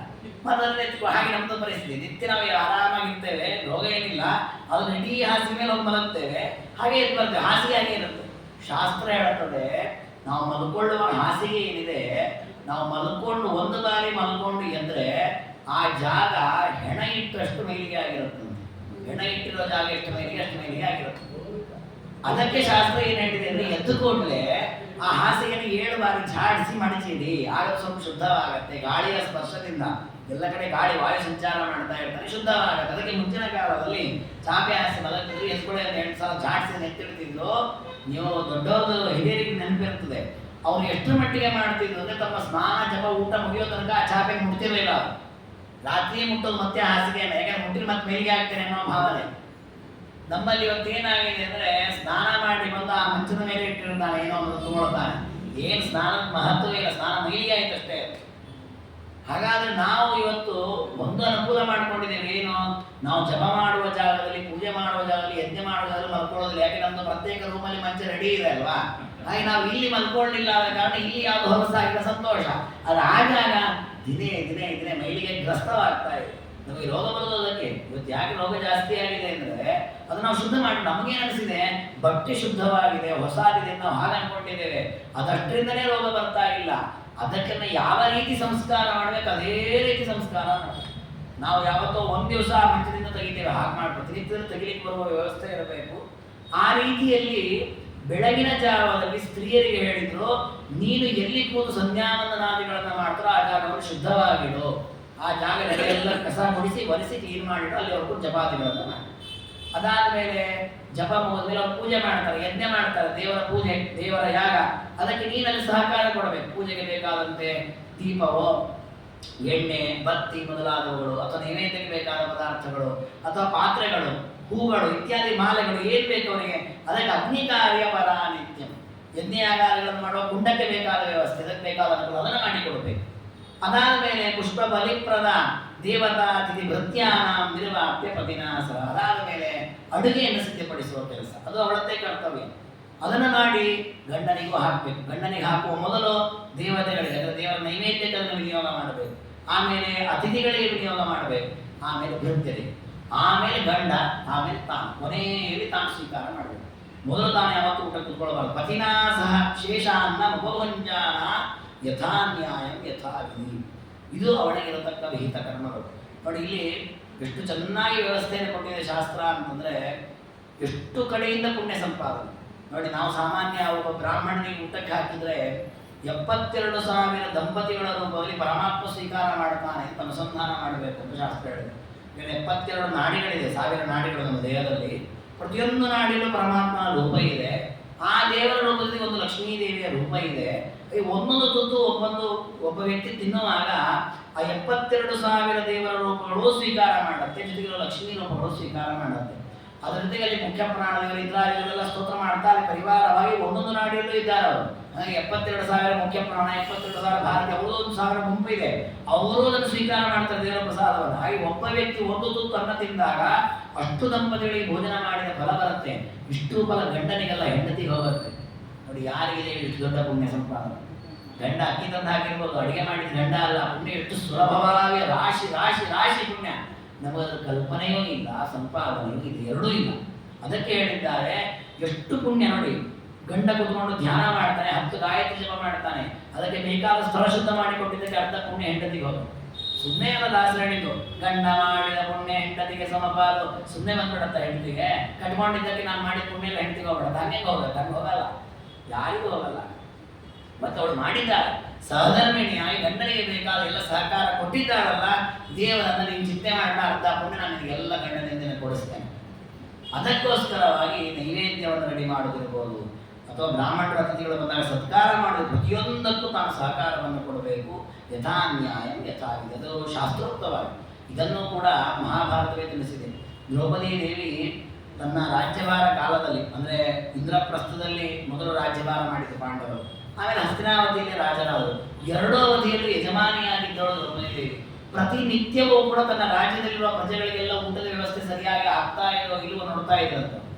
ಒಂದು ದಿವಸ ಒಬ್ಬರನ್ನು ಉಪೇಕ್ಷೆ ಮಾಡಿದ್ದು ಅಂತ ಇಲ್ಲ, ಅವನು ಯಾವ ಜಾತಿಯವನಲ್ಲಿ ಎಲ್ಲೇ ಇರಲಿ ಅವನಿಗೆ ಊಟದ ವ್ಯವಸ್ಥೆ ಸರಿಯಾಗಿ ಆಯ್ತೋ ಇಲ್ವೋ. ಎಷ್ಟು ಜವಾಬ್ದಾರಿಯುತವಾದಂತಹ ಸ್ಥಾನ ಅದು. ಅವನಿಗೆ ಎಷ್ಟು ದೊಡ್ಡ ಪುಣ್ಯ, ಬ್ರಹ್ಮದೇವರ ಮಡದಿಯಾಗುವ ಸ್ಥಾನವನ್ನು ಮಾಡುತ್ತೆ. ಹಾಗಾಗಿ ಅದನ್ನು ಹೇಳ್ತಾರೆ ಯಥಾನ್ಯಾಯ, ಅವರವರ ಯೋಗ್ಯತೆಗೆ ತಕ್ಕ ಹಾಗೆ ಅವರಿಗೆ ಸಿಗಬೇಕಾದ ಗೌರವ, ಸಿಗಬೇಕಾದ ಆತಿಥ್ಯ ಸಿಗ್ತಾ ಇದೋ ಇಲ್ವೋ ಆ ಪರಿಶೀಲನೆಯನ್ನ ಹೆಂಡತಿಯಾದವರು ನೋಡ್ಕೊಳ್ಬೇಕು. ತುಷ್ಟ ಪುಷ್ಟ ಜನ ನಿತ್ಯಂ ನಾರಿ ಕರ್ಮೇಣ ಯುಜ್ಯತೆ. ಈ ರೀತಿಯ ದಿನಕರ್ಮಗಳನ್ನು ಮಾಡ್ತಾನೆ ತುಷ್ಟ ಪುಷ್ಟ ಜನ, ಅದರಿಂದ ಸಂತೋಷ ಪಡಬೇಕು. ಇದರಲ್ಲೇ ಮನುಷ್ಯನಿಗೆ ಸಂತೋಷ ಇರಬೇಕು. ಯಜ್ಞ ಯಾಗಾದಿಗಳನ್ನು ಮಾಡಿ ಮನುಷ್ಯ ಸಂತೋಷ ಪಡ್ತಾನೆ ಗಂಡಸು. ಅದೇ ರೀತಿ ಹೆಂಡತಿ ಅವರ ಮನೆ ಕೆಲಸವನ್ನು ಮಾಡಿ ಸಂತೋಷ ಪಡಬೇಕು. ಯಥಾಕರ್ಮವ್ಯಾಸನದಲ್ಲೇ ಮಾಡಿಸಿ ಪರಮೋತ್ಸಾಹದಿ ಫಲವಿದು ಮಾಡುವುದಕ್ಕೆ ದಾಸರ ಹೇಳ್ತಾರದಲ್ಲಿ. ಮನೆ ಕೆಲಸವನ್ನು ಮಾಡುವಾಗ ಏನೋ ನಾವು ಯಾವಾಗ ಸಾಮಾನ್ಯವಾಗಿ ಎಲ್ಲ ಮನೆಯಲ್ಲ ಆಡ್ಕೊಳ್ಳೋದಿರುತ್ತೆ. ನಮಗೆ ಬರೀ ಇದೆ ಆಯ್ತು, ಬರೀ ಮುಸ್ಲಿಂ ದಿಕ್ಕು ಪಾತ್ರ ದಿಕ್ಕು ಆಯ್ತು, ಪಾಪ ಬರುತ್ತೆ. ಹಾಗದ್ದಿದ್ದಕ್ಕೆ ಪಾಪ ಬರುತ್ತೆ, ಶಾಸ್ತ್ರ ಹೇಳಿದೆ. ಅದಕ್ಕೆ ಮುಸ್ಲಿಂ ದಿಕ್ಕೋದಕ್ಕೆ ಹೆಚ್ಚು ಪುಣ್ಯ ಇರೋದು, ದೇವರ ಪುಣ್ಯ ಮಾಡೋದಕ್ಕೆ ನಮಗೆ ಗೊತ್ತಿಲ್ಲ, ಅದೇ ನಮ್ಮ ಸಮಸ್ಯೆ ಆಗಿರೋದು. ಕೃಷ್ಣ ಪರಮಾತ್ಮ ರಾಜಸೂಯಾಗ ಅಶ್ವಮೇಧ ಯಾಗ ಮಾಡಿದಾಗ ಯಜ್ಞಯಾಗ ಮಾಡ್ಲಿಕ್ಕೆ ಕೂತ್ಕೊಳ್ಳಿಲ್ಲ, ತುಪ್ಪ ಹಾಕ್ಲಿಕ್ಕೆ ಕೂತ್ಕೊಳ್ಳಿಲ್ಲ, ಕಟ್ಟಿಗೆ ತರಲಿಕ್ಕೆ ಕೂತ್ಕೊಳ್ಳಿಲ್ಲ, ಬಂಗಾರ ಆಭರಣ ದಾನ ಕೊಡ್ಲಿಕ್ಕೆ ಕೂತ್ಕೊಳ್ಳಿಲ್ಲ. ಊಟ ಮಾಡಿದ ಎಲೆ ತೆಗಿಲಿಕ್ಕೆ ಹೋಗುತ್ತಿದ್ದ ದೇವರು. ಯಾಕೆಂದ್ರೆ ಪುಣ್ಯ ಜಾಸ್ತಿ ಇರೋದಲ್ಲಿ. ಹಾಗಂತ ಯಜ್ಞ ಮಾಡೋದು ಬಿಟ್ಟಲ್ಲಿ ಹೋಗೋದಲ್ಲ, ಮತ್ತೆ ಯಜ್ಞ ಮುಗಿಸಿ ಹೋಗ್ಬೇಕು. ಅಂದ್ರೆ ನಮ್ಮ ಕರ್ತವ್ಯ ಅನ್ನೋದು ಏನಿದೆ ಬಹಳ ಮಹತ್ವ ಇದೆ. ಹಾಗಾಗಿ ಅದಕ್ಕೆ ದಾಸರ ಹೇಳಿದ್ರು, ಬೇಸರ ಮಾಡ್ಕೊಳ್ಬೇಡಿ, ನಿಮ್ಮ ಕರ್ತವ್ಯ ಅಂತ ಮಾಡಿ. ನೋಡಿ, ಈ ಪ್ರಜ್ಞೆ ಬಂತು ಅಂದ್ರೆ ಮನುಷ್ಯ ಚೆನ್ನಾಗಿ ಕರ್ಮಗಳನ್ನು ಮಾಡ್ತಾನೆ. ನಮ್ಗೆ ಆ ಪ್ರಜ್ಞೆ ಇಲ್ಲ ಆದ ಕಾರಣ ಒಂಥರ ವ್ಯಥೆ ಅನಿಸುತ್ತೆ. ಅಯ್ಯೋ ನನಗೆ ಸಣ್ಣ ಕೆಲಸ ಕೊಟ್ಬಿಟ್ರು, ಅಯ್ಯೋ ನನ್ನ ದೊಡ್ಡ ಕೆಲಸ ಕೊಟ್ಬಿಟ್ರು, ತಪ್ಪಿದು. ಇದು ನನ್ನ ಕರ್ತವ್ಯ ಅಂತ ತಿಳ್ಕೊಳ್ಳಿ, ಅವಾಗ ಯಾಕೆ ಸಣ್ಣ ಕೆಲಸ ಆಗತ್ತೆ. ಈಗ ನೋಡಿ, ಮಕ್ಕಳು ಮಲಮೂತ್ರ ಮಾಡ್ಕೊಂಡು ನಾವು ಕ್ಲೀನ್ ಮಾಡ್ತೀವಿ, ಅವಾಗ ಏನು ವ್ಯಥೆ ಆಗತ್ತೆ. ಅಯ್ಯೋ ನಮಗೆ ಮಲಮೂತ್ರ ತೆಗೆಯೋದು ಕೆಲಸ ಹೇಳ್ಬಿಟ್ಟು ಬೇಸರ ಮಾಡ್ಬಿಟ್ಟು ಇಲ್ಲ, ನನ್ನ ಮಗ ನನ್ನ ಕರ್ತವ್ಯ, ನನ್ನ ತಾಯಿಯಾಗಿ ನಾನು ಸೇವೆ ಮಾಡಬೇಕು. ಹಾಗೆ ಮನೆಯಲ್ಲಿ ಬರ್ತಕ್ಕ ಅತಿಥಿಗಳ ಸೇವೆ ನನ್ನ ಕರ್ತವ್ಯ. ನನ್ನ ಗಂಡ ಮಕ್ಕಳು ಮಾಡೋ ಊಟ ಮಾಡಿದ ಪದಾರ್ಥಗಳನ್ನು ತೊಳೆಯುವುದು ನನ್ನ ಕರ್ತವ್ಯ. ಅದು ಈ ನಿಷ್ಠೆಯಿಂದ ಮಾಡಿದ್ವಿ ಅಂತ ದೊಡ್ಡ ಸಾಧನೆ ಆಗತ್ತೆ. ಮತ್ತೆ ಬೇರೆ ಯಜ್ಞ ಯಾಗಾದಿಗಳು ಮಾಡೋದು ಬೇಡ. ಸೀತಾದೇವಿ ಹೇಳ್ತಾರೆ, ರಾಮಾಯಣದಲ್ಲಿ ಬರುತ್ತೆ, ನೀನೇನು ಮಾಡಿದ್ದಿ ಸಾಧನೆ ಅಂತ ಕೇಳಿದ್ರಂತೆ. ಆ ಸೀತಾದೇವಿ ಹೇಳಿದ್ರೆ, ನಾನು ವೇದಾದಿ ಅಧ್ಯಯನ ಮಾಡಿಲ್ಲ, ಯಜ್ಞ ಯಾಗಾದಿಗಳನ್ನು ಮಾಡಿಲ್ಲ, ತೀರ್ಥಯಾತ್ರೆ ಮಾಡಿಲ್ಲ, ನಾನು ಏನೂ ಮಾಡಿಲ್ಲ. ರಾಮನನ್ನು ಸಂತೋಷಪಡಿಸ್ತಾ ರಾಮನ ಜೊತೆಗೆ ಆನಂದವಾಗಿದ್ದಿದೆ ನಾನು ಮಾಡಿದ ಸಾಧನೆ ಎಂದು. ಇನ್ನೇನು ಬೇಕು ಅಂತ ಕೇಳಿದ್ರೆ ಇನ್ನೇನು ಬೇಡ, ಅವಳಿಗೆ ಅದೇ ಸಾಧನೆ ಸಾಕು. ಅವಳು ಸೀತಾದೇವಿ ಲಕ್ಷ್ಮೀದೇವಿ ಅವತಾರ ಕೇಳೋ ಅಷ್ಟೇ ಇಲ್ಲ. ಅದೇ ಶಾಸ್ತ್ರ ತೋರಿಸಿಕೊಟ್ಟ ಮಾರ್ಗ ಅದು ನಮಗೆ. ರಾವಣನನ್ನು ಕಣ್ಣಿಟ್ಟು ದಿವಸ ನೋಡಲಿಲ್ಲ ಅವಳು. ಸೀತಾಕೃತಿಯ ದಿನೇ ಇಲ್ಲ ಎಂದು ತಾತ್ಪರ್ಯ ರಾಮಾಯಣ ತಿಳಿಸಿಕೊಟ್ಟ ಆದರ್ಶಗಳಿದೆಲ್ಲ. ಹಾಗಾಗಿ ಗಂಡನ ಸೇವೆ, ಮಕ್ಕಳ ಸೇವೆ ಅಂತ ಅದನ್ನ ತಾತ್ಸಾರ ಮಾಡದೆ ತನ್ನ ಕರ್ತವ್ಯ ಅಂತ ನಿರ್ವಹಣೆ ಮಾಡಬೇಕು, ಅದರಲ್ಲಿ ಸಂತೋಷವನ್ನು ಪಡಬೇಕು. ಅಂತಹ ಸ್ತ್ರೀಯನ್ನ ಪತಿವ್ರತೆ ಅಂತ ಕರೀತಾರೆ. ನಾನು ಅದನ್ನು ಹೆಚ್ಚಿನ ಹೆಣ್ಮಕ್ಳನ್ನು ನೋಡಿದ್ದೇನೆ. ಕೆಲವು ಹೆಣ್ಮಕ್ಳನ್ನು ಶ್ರದ್ಧೆಯಿಂದ ಮಾಡುತ್ತಾರೆ. ಅಂದರೆ ತನ್ನ ಗಂಡನಿಗೆ ಅದರ ದೇವರಲ್ಲಿ ಎಷ್ಟು ಶ್ರದ್ಧೆ ಇರುತ್ತೋ ಹೇಳೋ ಗೊತ್ತಿಲ್ಲ, ಇಲ್ಲ ನಮ್ಮ ಮನೆಯವರಿಗೆ ಸೇರುತ್ತೆ, ಇದನ್ನು ಮಾಡ್ತೀನಿ, ನಾನು ಚಪಾತಿ ಮಾಡ್ತೀನಿ, ದೋಸೆ ಮಾಡ್ತೀನಿ, ಅವತ್ತು ಆ ಶ್ರದ್ಧೆ ಇಟ್ಕೊಂಡು ಅದು ಪುಣ್ಯ ಸಾಧನ. ಕೆಲವರು ಏನು ಮಾಡೋದು, ಅವರಿಗೆ ಅನ್ನ ತಿಂದಿದ್ರೆ ಆಗೋದಿರಲ್ಲ, ಬೇಯಿಸ್ಬೇಕು, ಅನ್ನವನ್ನು ಬೇಯಿಸಿಡ್ತಿದ್ದ ದಿವಸ ಬೈಕೊಂಡು ಮಾಡ್ತಾರೆ, ಪಾಪ ಬರುತ್ತೆ. ಮಾಡೋದು ಸಹಜ, ಮಾಡಲೇಬೇಕು, ನಮ್ಮ ಕರ್ತವ್ಯ ಮಾಡೇ ಮಾಡ್ತೀವಿ. ಮಾಡುವಾಗ ಅವ್ರಿಗೆ ಇಷ್ಟ ಆಗಿದೆ ಅನ್ನೋದನ್ನು ಒಂದು ಬಾಯಿಂದ ಅನ್ನೋ ಮನಸ್ಸನ್ನು ತಿಳ್ಕೊಂಡು ಮಾಡಿಬಿಡಿ, ಪುಣ್ಯ ಬರುತ್ತದು. ಅಂತರ್ಯಾಮಿ ದೇವರಿದ್ದಾರೆ, ಪ್ರತ್ಯಂತರದ ಭಾರತೀಯ ಲಕ್ಷ್ಮೀನಾರಾಯಣ ಅಂತ ಚಿಂತನೆ ಮಾಡಿದರೆ. ಅದಕ್ಕೋಸ್ಕರ ಹೇಳಿದರು, ವೃತಂ ಚರತಿಯ ನಿತ್ಯಂ ದುಶ್ಚರಂ ಲಘುಸತ್ವಯ ಪತಿಚಿತ್ತ ಪತಿಹಿತ ಸಾ ಪತಿಪುರತ ಭಾಗ್ಯ. ಹಾಗಾಗಿ ಶಾಸ್ತ್ರ ಉಮಾದೇವಿ ಕಡೆಗಂತಾರೆ, ಏನು ಇದೊಂದು ವ್ರತ ಅಂತ ಹೇಳ್ತಾರೆ. ಹೇಗೆ ವಿಷ್ಣು ಪಂಚಕ ಏಕಾದಶಿ ಆದಿ ಚಾತುರ್ಮಾಸ ಹೇಗೆ ಕಷ್ಟ ನೋಡಿ, ಹಾಗೆ ಗಂಡನ ಸೇವೆ ಮಾಡ್ಕೊಂಡು ಪತಿವ್ರತೆ ಆಗಿರೋದು ಕಷ್ಟದ ಕೆಲಸ. ಅದಕ್ಕೆ ನಾವು ಪತಿವ್ರತೆ ಆಗೋದೇ ಬೇಡ ಅಂತ ಕೆಲವು ಸ್ತ್ರೀ ವಿಚಾರ ಮಾಡಿಬಿಟ್ಟಿದ್ದಾರೆ. ಬೇಡ ಬೇಡ, ಪತಿವ್ರತೆ ಆದರೂ ನಾನು ಇಷ್ಟಿಲ್ಲ ಹೊರಗಡೆ ಅಂತ. ಅಂದರೆ ದೊಡ್ಡ ಪುಣ್ಯ ಸಾಧನ. ಅಂದರೆ ಇದು ಎಷ್ಟು ಚೆನ್ನಾಗಿದೆ ಅಂದರೆ, ಜೀವನವೇ ಒಂದು ವ್ರತ ಅಂತ ನೋಡಿ, ಎಷ್ಟು ದೊಡ್ಡ ಸಂಕಲ್ಪ ಅದು. ನಾವು ಒಂದು ತಿಂಗಳು, ಒಂದು 3 ದಿವಸ, ಒಂದು ವಾರ ಹೀಗೆ ವ್ರತ ಮಾಡೋದಿದೆ. ಸ್ತ್ರೀಯರಿಗೆ ದೇವರು ಕೊಟ್ಟ ಸೌಭಾಗ್ಯ ಏನಂದ್ರೆ ನಿನ್ನ ಜೀವನ ಪೂರ್ಣ ಒಂದು ವ್ರತ ಅಂತ ಮಾಡಿದ್ದೇವೆ, ಅರ್ಪಣೆ ಮಾಡಿದ್ವಿ. ಎಂಥ ಸರಳವಾದ ವ್ರತಂಚರತೀಯ ನಿತ್ಯಂ ದುಶ್ಚರ, ಕಠಿಣವಾದ ವ್ರತ ಇದು. ಅದು ತುಂಬ ಪುಣ್ಯವನ್ನು ಕೊಡತಕ್ಕ ವ್ರತ. ಅಂಥ ವ್ರತವನ್ನು ಮಾಡಿದವಳು ಸಾ ಪತಿವ್ರತ ಭಾಗಿನಿ ಅಂತ ಕರೆಸಿಕೊಳ್ಳುತ್ತಾರೆ. ಪುಣ್ಯಮೇ ತತ್ ತಪಶ್ಚೈವ ಸ್ವರ್ಗಶ್ಚೈವ ಸನಾತನ ಯಾನಾದಿ ಭರ್ತೃಕರ್ಮ ಭವೇದ್ ಭರ್ತೃವ್ರತ. ಈ ರೀತಿ ಪತಿವ್ರತ ಧರ್ಮಗಳನ್ನು ಪಾಲಿಸ್ತಾ ಇದ್ಲು ಅಂದರೆ ಅವಳು ಮಾಡಿದ್ದೆಲ್ಲವೂ ಪುಣ್ಯ, ಅವಳು ಮಾಡಿದ್ದೆಲ್ಲವೂ ಯಜ್ಞ, ಅವಳು ಮಾಡಿದ್ದೆಲ್ಲವೂ ಮೋಕ್ಷ ಸಾಧನ. ಪ್ರತ್ಯೇಕವಾಗಿ ನೀನೇನು ಸಾಧನೆ ಮಾಡೋದು ಬೇಡ. ಪತಿರ್ಹಿದೇವೋ ನಾರೀಣ ಪತಿರ್ಬಂಧು ಪತಿರ್ಗತಿ ಪತ್ಯ ಸಮಾಗತಿರ್ನಾಸ್ತಿ ದೈವತಂ ವಾ ಯಥಾಪತಿ. ಗಂಡನೇ ದೇವರು, ಗಂಡನೇ ಗತಿ, ಗಂಡನೇ ಗುರು, ಎಲ್ಲವೂ ಗಂಡನೇ. ಹೆಂಡತಿಗೆ ಉಪದೇಶ ಮಾಡಬೇಕಾದ ಗುರು ಯಾರು? ಬೇರೆ ಯಾರಲ್ಲ, ಗಂಡನೇ ಉಪದೇಶ ಮಾಡಬೇಕು. ಹೆಂಡತಿಗೆ ಉಪದೇಶ ಮಾಡಿದಂತೆ ಹೆಂಡತಿಯನ್ನು ರಕ್ಷಣೆ ಮಾಡುವ ಗಂಡನೇ. ಹೆಂಡತಿಗೆ ಬೇಕಾದ ಕಾಲಕ್ಕೆ ಬೇಕಾದ ವ್ಯವಸ್ಥೆಯನ್ನು ಮಾಡುವ ದೇವದೇವ ಗಂಡ, ಎಲ್ಲ ಗಂಡನೇ. ಅಷ್ಟು ಗಂಡನನ್ನು ಅವಲಂಬಿಸಿ ಹೆಂಡತಿ ಇರ್ತಾಳೆ. ಇದರ ಮೂಲಕ ಗಂಡನಿಗೊಂದು ಸಂದೇಶ ಕೊಟ್ಟಿದ್ದಾರೆ. ನಿನ್ನ ಕರ್ತವ್ಯ ಇದು. ಗಂಡನಾಗಿ ಹುಟ್ಟಿ ಅಂದರೆ ಮದುವೆ ಮಾಡಿಕೊಂಡು ಗಂಡ ಅಂತ ಕರೆಸಿಕೊಂಡು ಸಾಯೋ ತನಕ ಅವಳಿಗೆ ಒಂದು ಚೂರು ತತ್ವಜ್ಞಾನ ಬರಲಿ ನೀನು ಸಹಕಾರ ಮಾಡಿ ನಿನ್ನ ಗಂಡನೇ ಆಗಲಿಲ್ಲ. ಯಾಕೆ ಗಂಡನಾದವ ನೀನು ಗತಿ ತೋರಿಸ್ಬೇಕಲ್ವ ಅವಳಿಗೆ. ಗತಿ ತೋರಿಸೋದ್ರಿಂದ ದಾರಿ ತೋರಿಸ್ಬಿಟ್ರೆ ಆಯ್ತು, ಬೆಂಗಳೂರಿಗೆ ಹೋಗೋದು ಈಗ ಮೈಸೂರಿಗೆ ಹೋಗೋದು ಅಂತ ರೋಡ್ ತೋರಿಸಿದ್ರೆ ಪ್ರಯೋಜನ ಇಲ್ಲ. ಅವಳನ್ನು ಕರ್ಕೊಂಡು ಹೋಗ್ಬೇಕು ಬೆಂಗಳೂರು ಮೈಸೂರಿಗೆ. ಹಾಗೆ ಹೆಂಡತಿಯಾದವಳನ್ನ ಸಾಧನೆ ಮಾಡಿಸಿ ಮೋಕ್ಷಗಳು ಕರ್ಕೊಂಡು ಹೋಗ್ಬೇಕಾದ ಜವಾಬ್ದಾರಿ ನಿನ್ನದು. ಹೇಗೆ ಹೆಂಡತಿಯಾದವಳು ಗಂಡನನ್ನೇ ಪತಿಯಿಂದ ನಂಬಿಕೊಂಡು ದೇವರೊಂದು ನಂಬಿಕೊಂಡು ಸೇವೆಯನ್ನು ಮಾಡಬೇಕು, ಗಂಡನಾದವಳನ್ನು ನಂಬಿರ್ತಕ್ಕ ಹೆಂಡತಿಗೆ ಏನೇನು ಕಾಲ ಕೊಡಬೇಕು ಎಲ್ಲ ವ್ಯವಸ್ಥೆಯನ್ನು ಮಾಡಿಕೊಡ್ಬೇಕು. ಆಗ ಮಾತ್ರ ಆ ಗಂಡ ನಿಜವಾಗಿ ಪತಿ ಅಂತ ಕರೆಸಿಕೊಳ್ತಾನೆ. ಪತಿ ಶಬ್ದಕ್ಕೆ ಅರ್ಥವೇ ಅದು ಪಾತಿ ತ್ರಾಯತೆ, ಚೆನ್ನಾಗಿ ರಕ್ಷಣೆ ಮಾಡಿ ಅವಳಿಗೆ ಬೇಕಾದನ್ನೆಲ್ಲ ವ್ಯವಸ್ಥೆ ಮಾಡ್ತಾನೆ ಪತಿ ಅಂತ ಕರೀತಾರೆ. ಈ ರೀತಿಯಲ್ಲಿ ಯಾರ ಅನುಷ್ಠಾನವನ್ನು ಮಾಡ್ತಾ ಅವರು ಸ್ವರ್ಗಾದಿ ಉತ್ತಮವಾದ ಫಲವನ್ನು ಪಡಿತಾರೆ, ಮೋಕ್ಷವನ್ನು ಪಡಿತಾರೆ ಅಂತ ಇಲ್ಲಿ ಒಂದು ಮಾತನ್ನು ಹೇಳುತ್ತಾರೆ. ಕೊನೆಯಲ್ಲಿ ಉಮಾದೇವರು ಏನಂದ್ರೆ ಯತ್ಯಧರ್ಮಂ ಅಕಾರ್ಯಂ ವಾ ಯದಿವಾ ಪ್ರಾಣನಾಶನಂ ಪ್ರತಿರ್ಭೂಯ ದರಿದ್ರೋ ವಾ ವ್ಯಾಧಿತೋ ವಾ ಕಥಂಚನ ಆಪದ್ಧರ್ಮಾನನ ಪ್ರೇಕ್ಷೆ ತತ್ಕಾನೇ ನವಿಶಂಕಯ. ತನ್ನ ಗಂಡ ಅಧರ್ಮವನ್ನ ಮಾಡ್ಲಿಕ್ಕೆ ಹೇಳಿ, ಅಕಾರ್ಯವನ್ನ ಮಾಡ್ಲಿಕ್ಕೆ ಹೇಳಿ, ಕೆಟ್ಟ ಕೆಲಸವನ್ನು ಮಾಡ್ಲಿಕ್ಕೆ ಹೇಳಿ ಹೆಂಡತಿ ಅವರು ಮಾಡಬೇಕಂತ. ಅದು ತನಗೆ ಬಂದ ಆಪದ್ಧರ್ಮ ಕೂಡ ಮಾಡಬೇಕಂತ. ಆಗಲೂ ನಿಜವಾಗಿ ದೇವತೆಯಾಗುತ್ತಾಳೆ ಅನ್ನುವ ಮಾತಿದೆ. ಈ ಮಾತನ್ನು ಕೇಳಿ ಕೆಲವರು ದುರುಪಯೋಗ ಪಡಿಸ್ಕೊಳ್ತಾರೆ. ಉದಾಹರಣೆಗೆ ಗಂಡನಾದವನು ಉಪವಾಸ ಮಾಡ್ಲಿಕ್ಕೆ ತಯಾರಿರಲ್ಲ. ಅವನಿಗೆ ಅಧಿಕ ಮಾಸ, ಈ ವಿಷ್ಣು ಪಂಚಕ ವ್ರತ ನೋಡಿ, ಈ ಉಪವಾಸ ಮಾಡಿ ವಿಷ್ಣು ಪಂಚಕ ಆಗುತ್ತೆ ಮಾಡೋಣ ಅಂತ ಹೇಳ್ತೀವಿ. ಅದೆಲ್ಲ ಏನು ಸುಮ್ಮನೆ ಶ್ರಮ ಆಗುತ್ತೆ, ಬೇಡ ಮಾಡಲ್ಲ. ಅವಳ ಹತ್ರ ಹೋಗ್ಲಿ ಬಿಟ್ಟು ನಾನು ಅದನ್ನು ಮಾಡ್ತೀನಿ, ಅದೆಲ್ಲ ಏನು ಬೇಕಂತಿಲ್ಲ, ನನ್ನ ಸೇವೆ ಮಾಡ್ಕೊಂಡಿಲ್ಲ, ಇದೆಲ್ಲ ಫಲ ಬರುತ್ತೆ ಇಲ್ಲ ಅಂತ ಇವನೇ ಧರ್ಮಶಾಸ್ತ್ರ ವ್ಯವಸ್ಥೆ ಮಾಡ್ತಾನೆ. ನೋಡಿ ಕಡೆಗೆ ಅವಳು ಮಾಡಿ ಜೋರು ಮಾಡ್ತಾನೆ, ನೀ ಅದೆಲ್ಲ ಮಾಡೋ ಹಾಗಿಲ್ಲ, ನನ್ನ ಸೇವೆ ಮಾಡೋದು ದೊಡ್ಡದು. ಇದು ಮೀರೋಳು ಉಪವಾಸ ಮಾಡ್ತಾಳೆ, ಅವಳನ್ನು ಟೀಕಿಸ್ತಾನೆ. ಏನಂತ? ಗಂಡನ ಮಾತು ಕೇಳಿದರೆ ಮಹಾಪಾಪ ಬರುತ್ತೆ. ಏನ್ ಧರ್ಮ ಗೊತ್ತಿದೆ ನನಗೆ, ದೊಡ್ಡ ಉಪವಾಸ ಮಾಡ್ತೀನಿ ಅಂತ ಗಂಡನಕ್ಕಿಂತ ಉಪವಾಸ ದೊಡ್ಡದ ಅಂತ ಅವಳ ಬೈದವಳು ಮಾಡೋ ಉಪವಾಸ ಕೆಡಿಸ್ತಾನೆ, ನಿಲ್ಲಿಸ್ತಾನೆ, ನನ್ನ ಉಪವಾಸ ಮಾಡದೇ ಇದ್ದಂತೆ ವಿರೋಧ ಮಾಡ್ತಾನೆ. ಈ ರೀತಿಯಲ್ಲಿ ಯಾರು ಹೆಂಡತಿ ಮಾಡುವ ಧರ್ಮ ಕಾರ್ಯಗಳಿಗೆ ವಿರೋಧ ಮಾಡ್ತಾರಲ್ಲ ಅಂತಹ ಗಂಡನ ಮಾತನ್ನ ಕೇಳಲೇಬಾರದು ಧರ್ಮಶಾಸ್ತ್ರವೇ. ಇದನ್ನೇ ಗುರುಗಳ ವಿಷಯವಾಗಿ ಹೇಳುವಾಗ ಭಾಗವತ ಒಂದು ಮಾತನ್ನು ಹೇಳುತ್ತೆ. ಏನು ಅಂತಂದ್ರೆ ಗುರುಕ್ತಮಪಿನ ಗ್ರಾಹ್ಯಂ ಯದನರ್ಥೇರ್ಥ ಕಲ್ಪನಂ. ಯಾವುದು ನಮ್ಮ ಶ್ರೇಯಸ್ಸಿಗೆ ವಿರೋಧವಾಗಿದೆ ಅದನ್ನೇ ಮಾಡುವಂತ ಗುರುಗಳಾದವರು ಗಂಡನಾದವರು ನಮಗೆ ಉಪದೇಶ ಮಾಡಿದರೆ ಅದನ್ನು ನಾವು ವಿರೋಧ ಮಾಡಿ ಬಿಡಬೇಕಂತ, ಮಾಡಬಾರದು. ನೋಡಿ ರಾಮಚಂದ್ರ ತಂದೆ ಹೇಳಿದ ಅಂತ ಕಾಡಿಗೆ ಹೋದ ದೊಡ್ಡ ಆದರ್ಶ. ಇವತ್ತು ನಾವು ಅದನ್ನು ಹೇಳ್ತೇವೆ, ಪಿತೃವಾಕ್ಯ ಪರಿಪಾಲಕ ರಾಮಚಂದ್ರ. ಈ ಪದವಿ ಪ್ರಹ್ಲಾದರಾಜನಿಗೆ ಬೇಡವಾ? ಅವ್ರಿಗೆ ಪಿತೃವಾಕ್ಯ ಪರಿಪಾಲಕ ಅನ್ನೋ ಪದವಿ ಬೇಕು ಅಂತ ಅವ್ರು ಏನ್ ಮಾಡ್ಬೇಕಿತ್ತು? ಅವ್ರ ಅಪ್ಪ ಹೇಳಿದ ಹಿರಣ್ಯಕಶಿಪು ಹರಿ ಅಂತಾನೆ ಬೇಡ, ನಾಳೆ ನಾನು ಹರಿನ ನಮ್ಮಪ್ಪನ ಆಜ್ಞೆ ಪಾಲನೆ ಮಾಡ್ಬೇಕು. ನಾನು ಮಾಡಲಿಲ್ಲ. ಅವರು ನೀನು ನಮ್ಮಪ್ಪನೇ ಆಗಿರೋ, ಇದು ಶಾಸ್ತ್ರ ವಿರುದ್ಧವಾದ, ನನ್ನ ಶ್ರೇಯಸ್ಸಿಗೆ ವಿರುದ್ಧವಾದ ಮಾತನ್ನು ಹೇಳ್ತಾ ಇದ್ದಿ, ನಿನ್ನ ಮಾತನ್ನು ನಾನು ಕೇಳಲ್ಲ. ಹಾಗಾಗಿ ಗಂಡನಾದವನ ಮಾತನ್ನು ಹೆಂಡತಿ ಕೇಳಬೇಕು. ಅದು ಅಕಾರ್ಯವಾಗಲಿ ಅಧರ್ಮವಾಗಲಿ ಖಂಡಿತ ಸತ್ಯ. ಆದ್ರೆ ಆ ಹೆಂಡತಿಯನ್ನ ಗಂಡ ಧರ್ಮ ಭ್ರಷ್ಟಳನ್ನಾಗಿ ಮಾಡ್ತಾ ಇದ್ರೆ, ನ್ಯಾಯಕ್ಕೆ ವಿರುದ್ಧವಾದ ದಾರಿಯಲ್ಲಿ ಕರ್ಕೊಂಡು ಹೋಗ್ತಾನಂದ್ರೆ ಆಗ ಹೆಂಡತಿ ಗಂಡನ ಮಾತನ್ನು ಮೀರಿದ್ರು ತಪ್ಪಿಲ್ಲ, ಧರ್ಮಶಾಸ್ತ್ರ ವ್ಯವಸ್ಥೆ ಮಾಡ್ತಿಲ್ಲ. ಹಾಗಾಗಿ ಇದರಲ್ಲಿ ಗಂಡಂದ್ರೂ ಇದಕ್ಕೆ ತಕ್ಕವಾಗಿ ಬದ್ಧರಾಗಿರಬೇಕು, ಹೆಂಡತಿ ಆದವಳು ಕೂಡ ಧರ್ಮ ನಿಷ್ಠೆಯನ್ನು ಹೊಂದಿರಬೇಕು ಅಂತ ಹೀಗೆ ಇಷ್ಟೂ ಉಪದೇಶವನ್ನು ಹೇಳಿ ಉಮಾದೇವಿಯರು ಹೀಗೆ ಸ್ತ್ರೀ ಧರ್ಮಗಳಿವೆ, ಇಂತಹ ಸ್ತ್ರೀ ಧರ್ಮಗಳನ್ನು ಯಾರು ಪಾಲನೆ ಮಾಡ್ತಾರೋ ಅಂಥವರು ಪತಿಯ ಜೊತೆಗೆ ಉತ್ತಮವಾದ ಲೋಕವನ್ನು ಪಡೀತಾರೆ ಅಂತ ಹೇಳಿ ತಮ್ಮ ಉಪದೇಶವನ್ನು ಮುಗಿಸ್ತಾರೆ. ಆ ಉಪದೇಶವನ್ನು ಕೇಳಿ ರುದ್ರದೇವರು ಸಂತುಷ್ಟರಾಗ್ತಾರೆ, ಋಷಿಗಳು ಸಂತುಷ್ಟರಾಗ್ತಾರೆ. ಆ ಅಂತ ರುದ್ರದೇವರು ಇಂತಹ ಧರ್ಮಗಳು ಲೋಕದಲ್ಲಿ ವಿಖ್ಯಾತವಾಗಲಿ ಅಂತ ಉಪದೇಶ ಮಾಡಿ ಅವರು ಕೈಲಾಸಕ್ಕೆ ಹೋದರು ಅಂತ ಈ ಉಮಾಮಹೇಶ್ವರ ಸಂವಾದವನ್ನು ಮುಗಿಸ್ತಾರೆ. ಅದಾದ ಮೇಲೆ ಮತ್ತೆ ಉಮಾಮಹೇಶ್ವರರ ಸಂವಾದ ರೂಪದಲ್ಲಿ ಅಥವಾ ಋಷಿಗಳು ರುದ್ರದೇವರ ಸಂವಾದ ರೂಪದಲ್ಲಿ ಕೃಷ್ಣನ ಮಹಿಮೆಗಳನ್ನು ಹೇಳಿದಾಗ 2 ಅಧ್ಯಾಯ ಕೃಷ್ಣನ ಮಹಿಮೆಯನ್ನು ಹೇಳ್ತಾರೆ. ಆ ಮಹಿಮೆಯನ್ನು ಕೇಳಿದಾಗ ಧರ್ಮರಾಜನಿಗೆ ಖುಷಿಯಾಗುತ್ತೆ. ಎಷ್ಟು ಕೃಷ್ಣನ ಅದ್ಭುತವಾದ ಮಹಿಮೆ ಇದೆ, ಇನ್ನಷ್ಟು ದೇವರ ಸಂತೋಷವಾಗಲಿಕ್ಕೆ ಏನು ಮಾಡಬೇಕು ಹೇಳಿ ಅಂತ ಕೇಳಿದಾಗ ವಿಷ್ಣು ಸಹಸ್ರನಾಮದ ಉಪದೇಶವನ್ನು ಮಾಡ್ತಾರೆ. ಇಲ್ಲೇ ಬರುವಂತಹದ್ದು.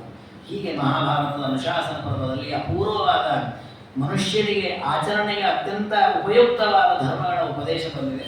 ಕೆಲವನ್ನ ಈ ದಿನಗಳಲ್ಲಿ ತಿಳ್ಕೊಳ್ಳುವ ಪ್ರಯತ್ನ ಮಾಡಿದ್ದೇವೆ. ಇಂತಹ ಧರ್ಮಗಳು ಕಿಂಚಿತ್ತಾದ ನಮ್ಮ ಜೀವನ ಅನುಷ್ಠಾನಕ್ಕೆ ಬಂದರೆ ನಮ್ಮ ಜನ್ಮ ಸಾರ್ಥಕವಾಗುತ್ತೆ. ಹಾಗೆ ಎಲ್ಲ ಗಂಡಸರು ತಮ್ಮ ಪತಿಧರ್ಮಗಳನ್ನು ಅವರು ಪಾಲನೆ ಮಾಡುವಂತಾಗಬೇಕು. ಎಲ್ಲ ಪತ್ನಿಯರು ಅವರ ಪತಿವ್ರತ ಸ್ತ್ರೀ ಧರ್ಮವನ್ನು ಅವರು ಪಾಲನೆ ಮಾಡುವಂತಾಗಬೇಕು. ತನ್ಮೂಲಕವಾಗಿ ಗಂಡ ಹೆಂಡತಿಯರು ಧರ್ಮಕರ್ಮಗಳನ್ನು ಮಾಡ್ತಾ ಇದ್ದರೆ ಇಡೀ ಕ್ಷೇಮದಿಂದ ಸಮಾಜವೂ ಇರುತ್ತೆ, ದೇವರಿಗೆ ಪ್ರಿಯವಾದ ಕಾರ್ಯ ನಡೆಯುತ್ತೆ, ಕುಟುಂಬ ಚೆನ್ನಾಗಿ ಬೆಳೆಯುತ್ತೆ, ಮಕ್ಕಳು ಸಂಸ್ಕೃತರಾಗ್ತಾರೆ, ಲೋಕ ಸಮಸ್ತ ಸುಖಿನೋ ಭವಂತು ಅನ್ನೋ ಮಾತು ಸಾರ್ಥಕವಾಗುತ್ತೆ. ಅಂತಹ ಒಂದು ಬುದ್ಧಿಯನ್ನು ದೇವರು ಉಮಾಮಹೇಶ್ವರ ಅವರು ಕೊಡಬೇಕು. ನಮ್ಮ ಮನಸ್ಸಿನ ಅಭಿಮಾನಿ ದೇವತೆಗಳು, ಅವರೊಳಗಿರತಕ್ಕ ಭಾರತೀಯ ಮುಖ್ಯ ಪ್ರಾಣರು, ಅವರೊಳಗಿರುವ ಲಕ್ಷ್ಮೀನಾರಾಯಣರು ಎಲ್ಲರಿಗೂ ಕರುಣಿಸ್ತೀನಿ ಅಂತ ಹೇಳ್ತಾ ಭೀಮಸೇನ ದೇವರ ಚಿಂತನೆ ಇವತ್ತಿನ ಸುರಾಗಿದ್ದು ನಾಳೆ ತಿಳ್ಕೊಳ್ಳೋಣ ಅಂತ ಹೇಳ್ತಾ ಇವತ್ತಿನ ಈ ಚಿಂತನೆಯನ್ನು ಗುರುಗಳ ಅಂತರ್ಯಾಮ ಜ್ಯೋತಿ ಗೋಪಾಲಕೃಷ್ಣನ ಪಾದಾರವಿಂದಗಳಿಗೆ ಸಮರ್ಪಣೆ ಮಾಡೋಣ. ನಿಸ್ಸರ್ವಗುಣ ಸಂಪೂರ್ಣ ಸರ್ವದೋಷ ವಿವರ್ಜಿತ ಪ್ರಿಯತಾಂ ಪ್ರೀತಯೇವಾಲಂ ವಿಷ್ಣುರ್ಮೇ ಪರಮಸ್ತು. ಶ್ರೀಕೃಷ್ಣಾರ್ಪಣಮಸ್ತು.